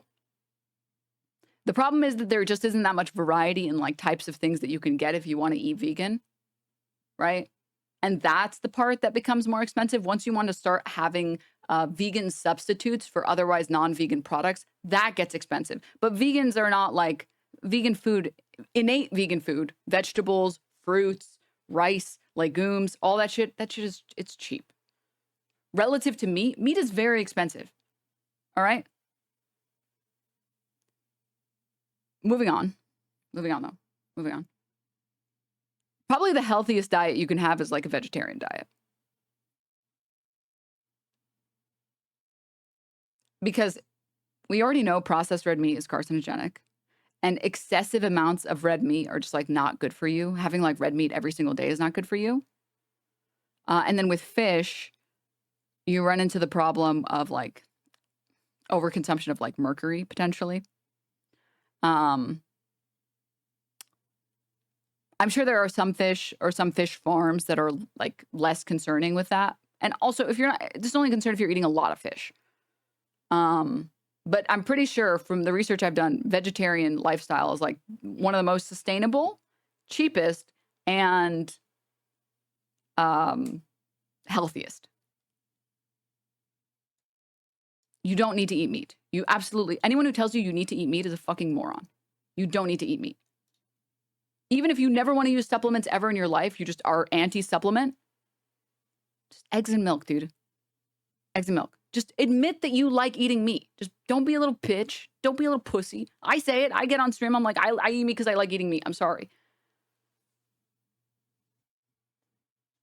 I try not to have it too often because it's just kind of not that healthy for you. But like, I like it. I think what's practical just for most people to not eat meat daily. I mean, yeah, just like try meatless Mondays. That's what I tell chat all the time, or even my friends, or even people around me, or whatever. If you can just cut down on meat once a week, first of all, you'll be way healthier. Second, it's better for the environment. Not that it matters because it's already getting destroyed in all these other ways. Third, it's also moral. But okay, moving on. Let's move on. Sorry, that's a pet peeve of mine. People thinking we need meat for protein or B12. No, animal byproducts work just fine. And protein shakes exist, so. And this problem will work itself out. Nice rage bait, Plantifa. You don't have to worry about this. Everything's going to be okay. This was a process that I would guide my students through so that they could learn how to read better. But there was another barrier that my students faced, which is that they lacked a lot of background knowledge, which helped them make sense of a text. Let's say you want to read a really big book like War and Peace. Well, War and Peace is a historical novel. It is set in a particular time and place. That's a long one. Yes, Asmongold. Yes, it's a long one. You don't need to know all of the historical details in order to make sense of War and Peace, but having some idea of European history and maybe France's connection to Russia, knowing who people like Napoleon or Louis XVI are. Napoleon, remember he's from that movie with the llama? Remember him? That's a good movie. It came out when I was in high school. Things that would be useful for you as you're reading. It would make reading War and Peace like, a lot. I wish I could learn how to like break cinder blocks on my forehead for every single time I run into one of these takes, so I can take one of the many cinder blocks I would, in this hypothetical universe, always have on me, so that I could take one and just like every time he says one of these jokes, I can just be like, ugh. Okay, moving on. Pedro, yeah, remember him? And I found that a lot of my students lacked historical knowledge or just general world knowledge, which would make reading books easier. I think part of this. I think that's actually a really good point that he's bringing up, is that like people process information inside of an apparatus of other information. So like when you read something and you think like, oh, okay, the year is 1943. Okay, well, what happened in 1943? Well, there was like, I think there was like some kind of like big fucking war or some shit, right? And so, but if you don't know that, that's going to harm your ability to process this in a contextualized way. Don't ask Tectone. Well, that was in 1800. Straight up, like, okay, World War II was what, 1876? Try again. 1865. Wait, that World War II? That was the Civil War. Yeah. You said 1876? 1876, yeah. Yeah, so when do you think it started? Wasn't it like 1900s? Well, guess a number. 1900. That's 100 years. Yeah, but you said 1800s. I was just shocked. No. Now Emmy's trying to farm and make Tectone look stupid. Emmy, what year did it start? Good. The fucking 40s or something. Is that your final answer? Yeah. I mean, I don't know. I was just shocked he said 1800s. When was it? Well, it began in 1939. I was almost there. Okay. Right? But however, on December 7th, 1941, that was Pearl Harbor. So she would be correct if she was talking about the United States. Where was Pearl Harbor at? Hawaii.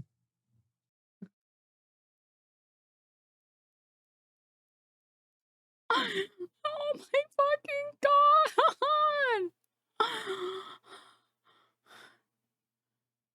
All right. Let's get back, shall we? Oh, dude. Okay. Mentally prepared. Literacy video. All right. Let's go. Power through, chat. Wake up. But at some point, we started to emphasize critical thinking over memorization of facts. You can find this a lot in popular discussions of pedagogy. The idea is that exactly what I said earlier, that schools currently don't teach you to learn and don't instill a desire to learn. If you happen to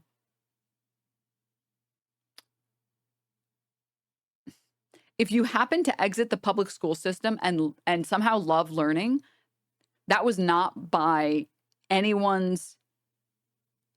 government policy. That was not instilled into you by government policy. You just had enough good teachers that cared enough about their job and cared enough about their students. And that's the only reason. As someone who learned to love learning and who still to this day loves learning, that's only because I had a lot of really good teachers. And that's a pretty rare thing to happen. you should teach students how to think rather than what to think. And there's some truth to that. But I think that we're at a position now where we're at neither. I think that the increasingly more important need to fit in with the groupthink and the amount of people who get ostracized for not fitting in with groupthink. Think about what happened to people with COVID. Think about people who have different views on trans ideology. Okay, but COVID wasn't a matter of opinion.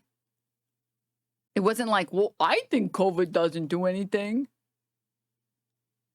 You're not getting ostracized for having a different opinion. You're getting ostracized because you're going to kill grandma. Think about people who are pro or against Donald Trump. Think about people like Granddad, thank you for the 14. The Epstein files and how polarizing that was. The H-1B. Huh? I feel like everybody agrees on the Epstein files except for the people that are on the list. Visa thing. And so the ICE stuff, think about, ICE stuff, think about climate change, etc. And so all of these types of thinking. But all of these were highly politicized by Fox News. None of these opinions are even things that normal people would disagree on. Fox News just kept spreading controversy and fake outrage over and over again until they convinced their base that it was worth being concerned about. I think that critical thinking has been systematically removed from our society, and it's by design. And the reason why I think so, and even if it's not by design, this is the classic mold roller coaster. We hit one place where he says something that is correct, but for the wrong reasons. It's by design meant to be a shit education system because an educated population will demand more and will understand that the millionaires and billionaires are hoarding the wealth and that they are making your life worse. Not the immigrants, not the trans, not the Islamists. And if you have any education at all, you understand that that's nonsense. It is a natural entropy of human thought. I mean, even like, listen, I shit on business school a lot, but like in economics, you learn about immigration and you learn that both countries will benefit from, you learn about trade and you learn about immigration, and both countries will benefit from trade. Usually one country, the poorer country, will benefit less, but they still do benefit, right? And then with immigration, it's a situation that benefits everybody, the people who immigrated, the country that is accepting the immigrants, and also the people who live there already, because immigrants are generally doing much more difficult labor, much more manual labor at a much cheaper price that most people in the country that has the wealth don't want to do. So everybody wins in this case. And like, this is like, if you went to school or just like look this up and had any desire to learn more, you would learn about this and you'd be like, oh, actually the people that are getting fucked over the most in countries that allow immigration are the immigrants, because they're kind of getting fucked over for the labor that they're putting into the system. So you won't fall for the nonsense on Fox News that says the immigrants are stealing your jobs, because you'd be like, wait, what job? I've never wanted to be in a farm for 12 hours a day in the blazing heat in the sun, like picking oranges. I've never wanted to do that, actually. And I still don't think I ever am going to want to do that. What about Native Americans? We didn't immigrate. White people or like Europeans did not immigrate to the Americas. They colonized, murdered, and there was no naturalization system that Native Americans or that indigenous people here had for immigrants. That's not what happened.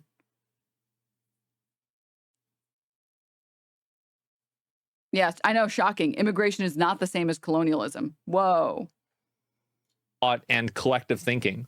Because what's happened now is that you have so many people that constantly think about the same stuff. And if anybody... Dude, I bet this goes hard if you're a total moron. A similar idea, LOL. Like, literally, you can only think this if you just avoid every factual piece of evidence you find. Our research shows overwhelmingly immigrants, especially undocumented immigrants, commit way less crime and way less violent crime than naturalized American citizens. They also pay way more into our tax system than they can ever take out because they don't have a social security number. So they can't collect benefits. The immigrants that come here, we fuck them over in exchange for having a slightly better life in the US, which nowadays I don't even know if that's true. That's very different from you live in a country and then a bunch of other people from a country come and then they just kill you and take your house.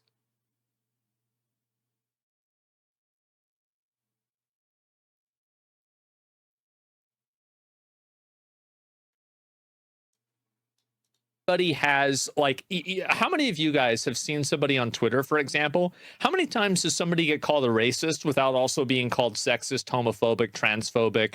I mean, it's not our fault that, like, someone who exudes a lot of bigotry in one category tends to also exude a lot of bigotry in another category. If you already subscribe to, like, a might equals right theory of the world, yeah, of course you're going to also think all these other things.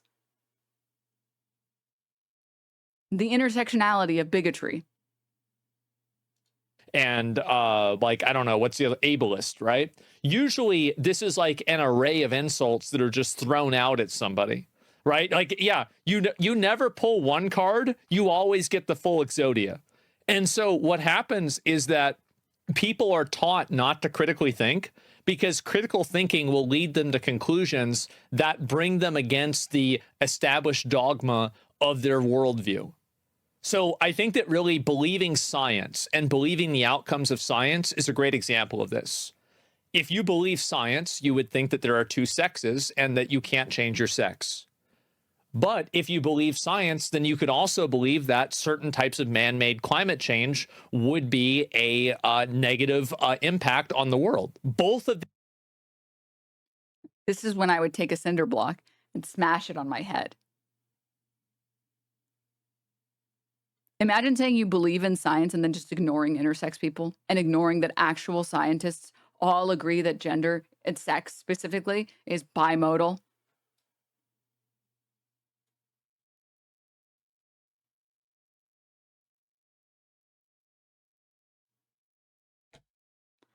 these opinions will get you ostracized from each of their respective political parties. This is the way that people have been taught systematically not to critically think, because they're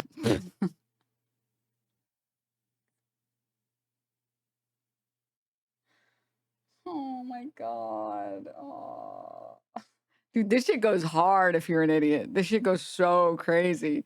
Yeah, well, the right thinks the correct thing about sex and gender, which is not correct. Sex is, I mean, again, I'm sorry. You should be trusting the dudes in lab coats to tell you whether or not gender is binary, or sorry, sex is binary or bimodal. I'm sorry. I don't make up the facts. I don't make up the science. There's more intersex people than there are gingers. That's not up to me and you. That's not a matter of opinion. Okay. That's just factually true. That is just scientifically true. As much as we want to believe that men and women fit really nice and cleanly in these sections, it's not true. Not to mention, like, the really cool stuff about, like, and this is the problem, like, for him to say this is what you'll be criticized for these based opinions because you don't know how to critically think. Meanwhile, if you actually go and read some of the research, which is very, very interesting, and there's more now than there ever has been, because trans people are way more, well, not as much in the Trump administration, but way more comfortable being out now than ever before. And there's better policies, again, not under the Trump administration, pre-Trump administration. The studies are really cool. The most notable the most notable study that I ever ran into on how can you ever believe anything conservative about sexes and genders was they took a bunch of cis women and they took people who believed they were trans men. I mean, obviously, I think that they're trans men if they say that they're trans men, but we're not going to get into it. I'm just going to use the language that the study talks about. And they put them in an MRI machine and they studied like their brain, right? And lo and behold, when asked questions about their breasts, cis women experienced no discomfort, felt no emotional negative experience, some of which felt positive experiences thinking about their boobs. And guess what? The people that were identifying as trans men, everything that can be wrong with your brain was wrong. It's like, hey, well, how do you feel about your chest? Like, touch your chest, think about it, blah, blah, blah. Well, I know you can't move. Well, it's a head MRI. How do you feel? And it's like all the stress hormones are going off. All the bad parts of the brain are going off. And it's pretty much consistently across the board like this. Whenever you take trans people or people who feel that they experience gender dysphoria and say that they experience gender dysphoria, when you put them into a machine and actually study their brain and see which parts of their brain light up, consistently across the board, they show the same emotions that men would experience in these situations, like trans men would experience similar to men, right? How can I look at the study? I would have to sit down and look for it. But also notable, men who have extra tissue around their breasts. I'm forgetting the name of it's not a disorder. It's not a disease, but I'm forgetting the name of it.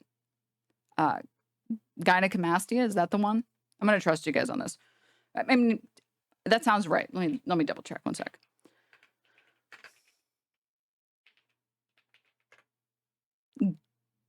Okay. Yes. So it's just you have extra breast tissue, more than you're supposed to have as a cis man. And it causes cis men a lot of mental discomfort. And guess what? When you put those cis men under an MRI machine and you study their brain and you ask them to think about the fact that they have man tits, like they have small builds, but their chest is literally just developed more than it should be. Guess what? Their brain sends out all of the stress signals because they're stressed about the fact that they have something that they don't feel like they should have. And then you compare that to trans men and the same parts of their brain light up. And guess what? When trans men undergo top surgery, it goes away. And all of the mental burden that came with the constant stress thinking about your chest in X, Y, or Z way, it's gone, people. It's gone. And it's across the board for lots of different things. Like there's so many, and like if you just try and look for this stuff, if you just try and find like the hard science behind being trans, behind experiencing gender dysphoria,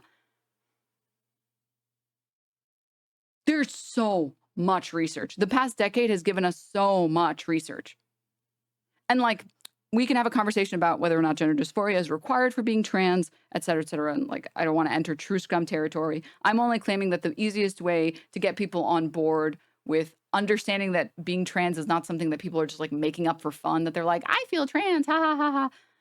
Also, it's such an absurd concept. Like, yeah, I'm going to alienate all of my friends and family and undergo tens of thousands of dollars of surgery and lose my job and be hated by everyone, maybe lose my marriage and my kids because I want to have fun. Like, hello?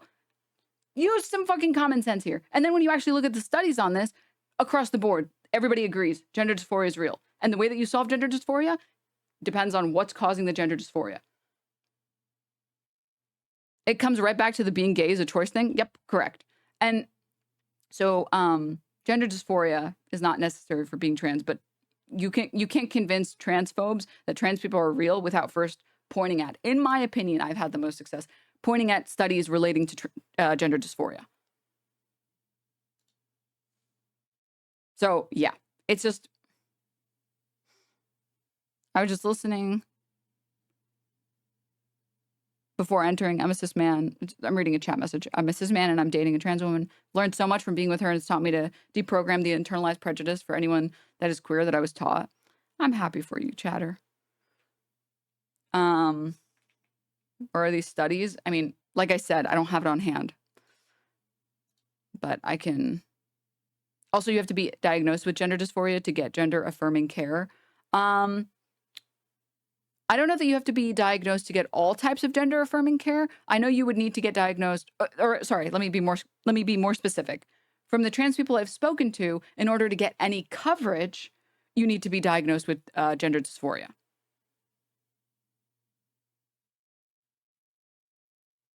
Specifically for coverage, but there are I'm pretty sure when it comes to, like, for example, like FFS, it's just a collection of surgeries for a face. You can get whatever cosmetic surgery you want. I don't think you specifically need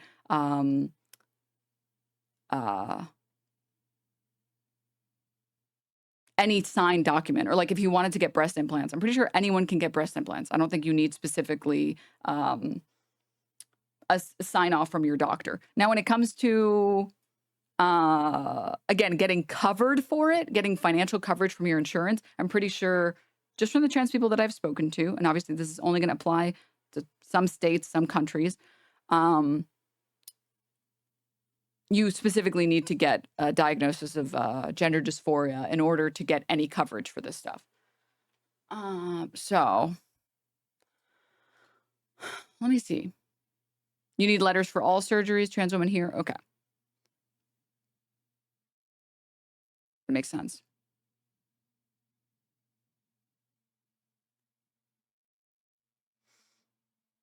Another chatter says, I've been on FFS for a while.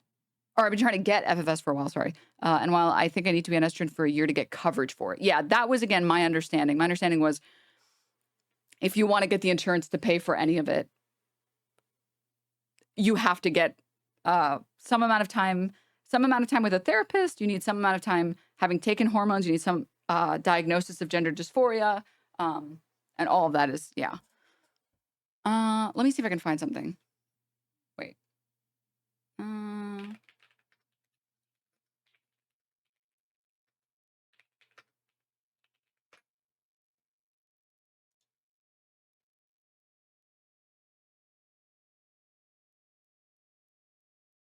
No, not this.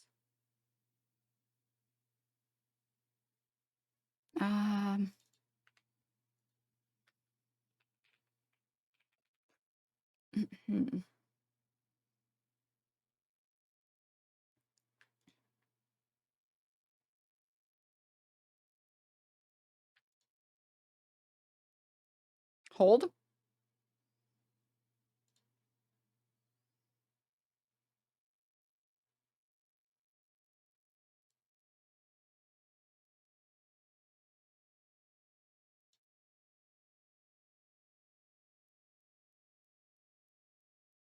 Hold.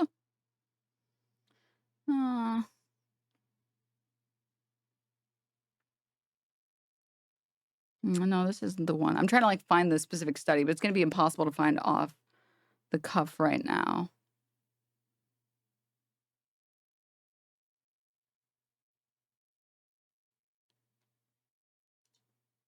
Because, again, there are so many. Oh, maybe it's this one. There are so many studies on this stuff. Is this one?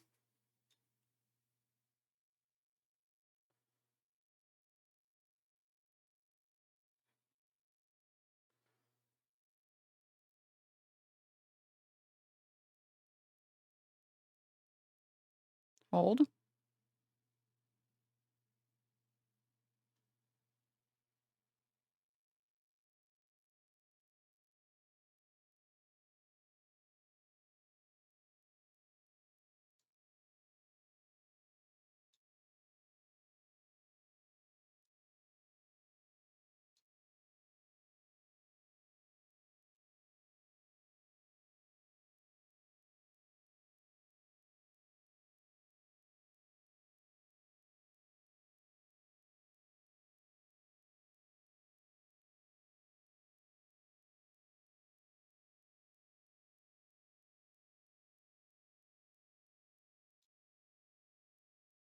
I'm not gonna be able to find it again. There's one that has like, this one is pretty close, but it's not the one that I'm looking for. Which talks about like, again, imaging of people's brains to figure out like general satisfaction when it comes to your body or your perception of yourself when you are a trans woman or a cis woman or a trans man or a cis man. But this isn't the specific one that I was looking for. This one had like a full body composition type of thing. So I'm not going to, again, like I said, there's so many studies on this shit, but bro is straight pondering right now. Sorry, you're right. I am. Yeah, I'll tell you guys if I find it. I'll tell you guys if I can find it. All right. Why don't you upload on YouTube? Lazy. Okay, sorry. Let's go a little bit further in the video, okay? Afraid to, because when you critically think and you go against the grain, and he knows this, I'm sure there are studies with this, where like, for example, it's like measuring a line, and a guy goes into an experiment area, and he thinks that he's doing the experiment, but he's actually the only one being experimented on. And the guy's like, okay, which line is the longest? And he's picking the longest one, but everybody else in the room picks the second or the third longest one. He eventually starts waiting for the group before he gives his answer. And the study was done in order to basically explain how strong the human desire is to fit into groupthink. This is very well established in conformity. Yes, exactly. This is very well established. It's defined, it's documented, and it's been repeated multiple times. So it's so crazy to talk about this and just ignore the fact that there's unbelievable amounts of research on the thing that he's positing is true, specifically that there are only two genders, male and female. I think that critical thinking is like, it's not that kids are learning critical thinking and not facts nowadays. It's that kids aren't learning critical thinking, and now they don't even have the facts they don't have anything. They don't have anything. Everything is gone, people. Everything is gone. Oh my God, dude. Oh my God. Yeah, they don't have fucking anything. There's a crucial error that's being made there, which is that actually, yeah, when you critically think, you can go against yourself. I think that, and this is a big, I'm going to have a big Reddit moment here, but I think that religion and a lot of people's adherence to religion and extreme political dogma is because they're afraid of the conclusions of their own critical thinking. I think human beings in general, our cognition has evolved faster than our ability to cope with our cognition. That's what I think. About the world and learning facts about the world goes hand in hand with learning how to think critically, because it allows you to build a mental model of the world, and you can see where new facts might fit in, or where they actually contradict things that you should already know. Now we're just saying stuff. Now we're just saying whatever comes to mind.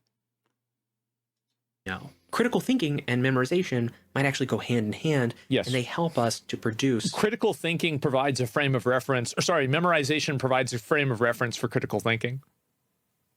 Because critical thinking is informed by what you know. Better readers. Now, some experts do not want to call this a crisis. One researcher from Harvard University described American reading education. I'm sorry. We have to watch that again.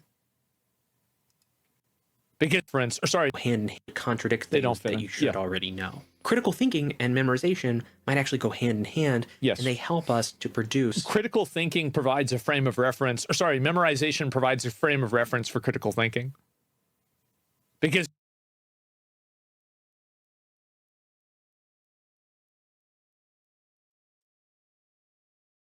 no. Memorizing a bunch of shit that makes no sense. Are gone, people. Gotcha, man. Thank you. Thank you for the 20 gifts. Memorizing a bunch of nonsense doesn't make you better at critical thinking.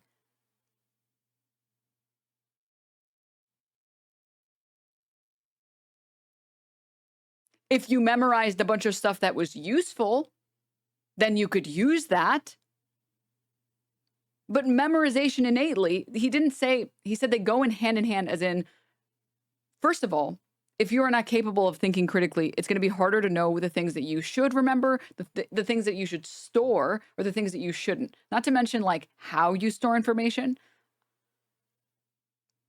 and how to, like, sort of on a smaller scale, mnemonics, right? If you're capable of thinking of concepts critically, and you're capable of digesting these concepts into like neat boxes, it'll be easier to take in new information and reorganize it into this these like subset of ideas that you have. Memorization doesn't lead to critical thinking. Critical thinking is informed by what you know. Yeah, being knowledgeable is helpful for critical thinking and not memorization. Better readers. Now, some experts do not want to call this a crisis. One researcher from Harvard University described American reading education as a very stable level of mediocrity. Oh,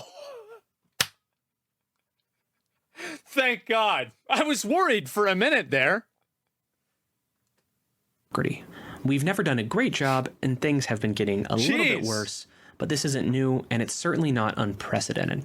And there is a lot of fear-mongering about this. Yes. Let me tell you about the National Literacy Institute. If you've seen those headlines I mentioned about American literacy, there's a chance that you've seen statistics from this website.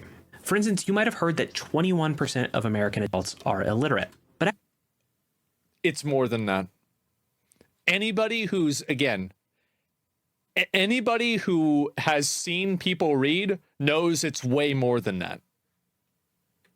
Actually look at the website, and I'll put a link your house down below as well. There's no explanation for that. Seen people read number, about 21% of American adults being illiterate. No definition is also given of what they mean by illiterate. And the numbers you find on this website are painting a much worse picture than the numbers that you find elsewhere. I actually emailed the National Literacy. You think like the little roaches in his house have little books? You think that's what he means?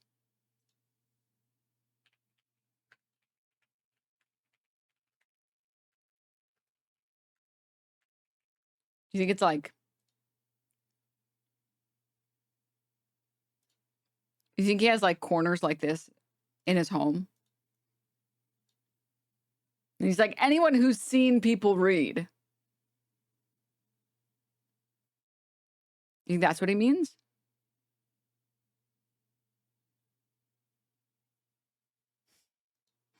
Literacy Institute to ask them where they got these numbers and if they could explain some of them to me, but I did not hear back. Oh, what a surprise. Like the reason, by the way, my source is that I made it the fuck up.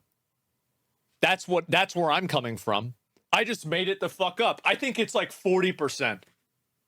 I think 40% of people are fucking retarded and they can't read.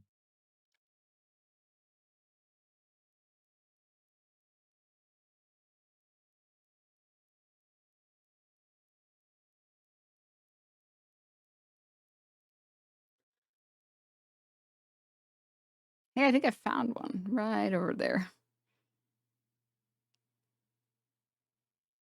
The saddest thing about Asmongold is like his audience is so stupid that even in an attempt to like own his detractors, they end up just owning him.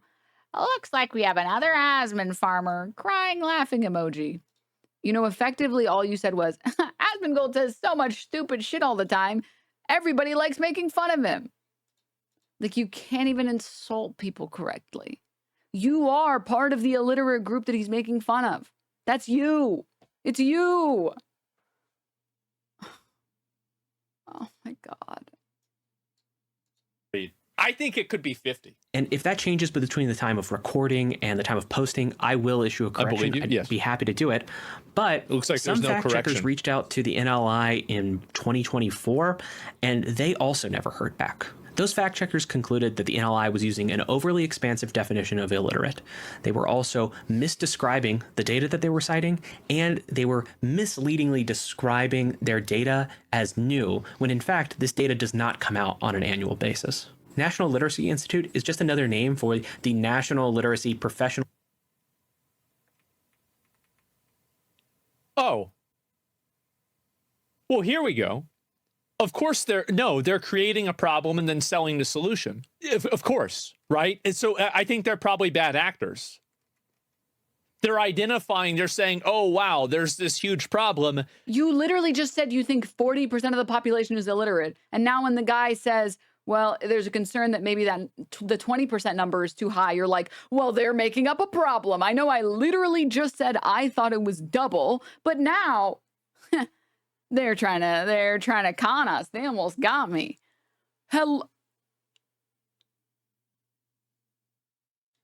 The marbles, man. Like they are. Let's do one more minute. One more. Here's 4 links that you can give us money or somehow interact with us in a way that's financially beneficial for us, that you can solve that problem. Wow. How? Yeah. Okay. He's right about this, but again, I think it's higher than 21%. And I'm not even selling a course. That's a private company that sells professional development courses for teachers. There's nothing wrong with that. I mean, teachers often need more professional development as they further their careers. But the fact that they call themselves the National Literacy Institute, sometimes... He's right. He's right that they're full of shit. I think this is beside the point of like the real issue here.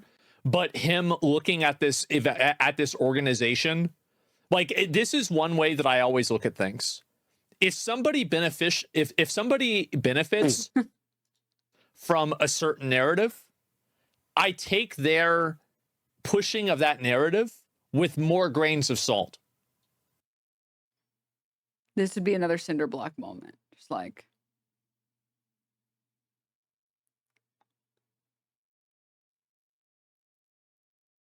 it's not relevant here when you just proposed that actually it's not that the number is too high. You think the number is way too low. You think the number should be twice the number that it currently is. So when he says that the number is too high, you're like, well, I take this with some grains of salt. But you just said the opposite. You believed it harder than they were trying to make you believe it.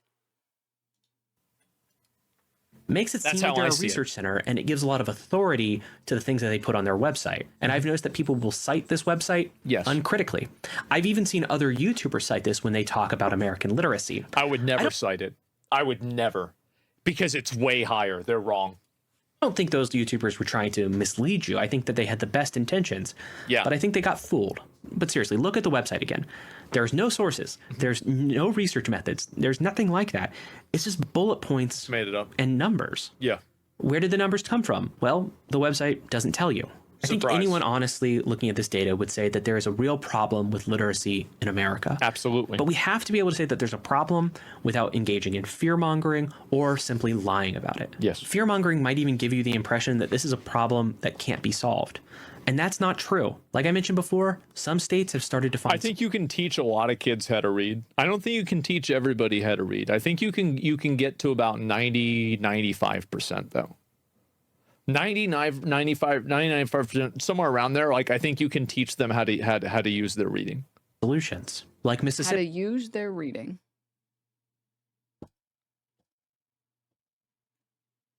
All right.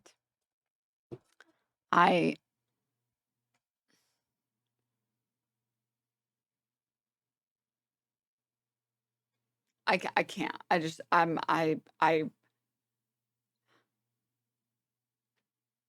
I like how the video is literally talking about how you shouldn't say things without sources and you shouldn't do excessive fear mongering.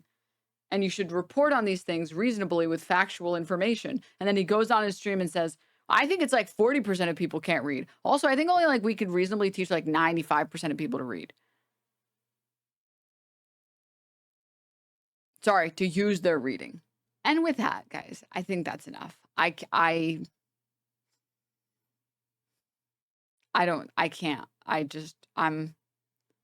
We're hitting critical levels of mold, chat. I literally, if I consume any more, I think I'm going to start going into cardiac arrest. Yeah, that's the most that I can do. That's the most I can inoculate on. Okay? That's it.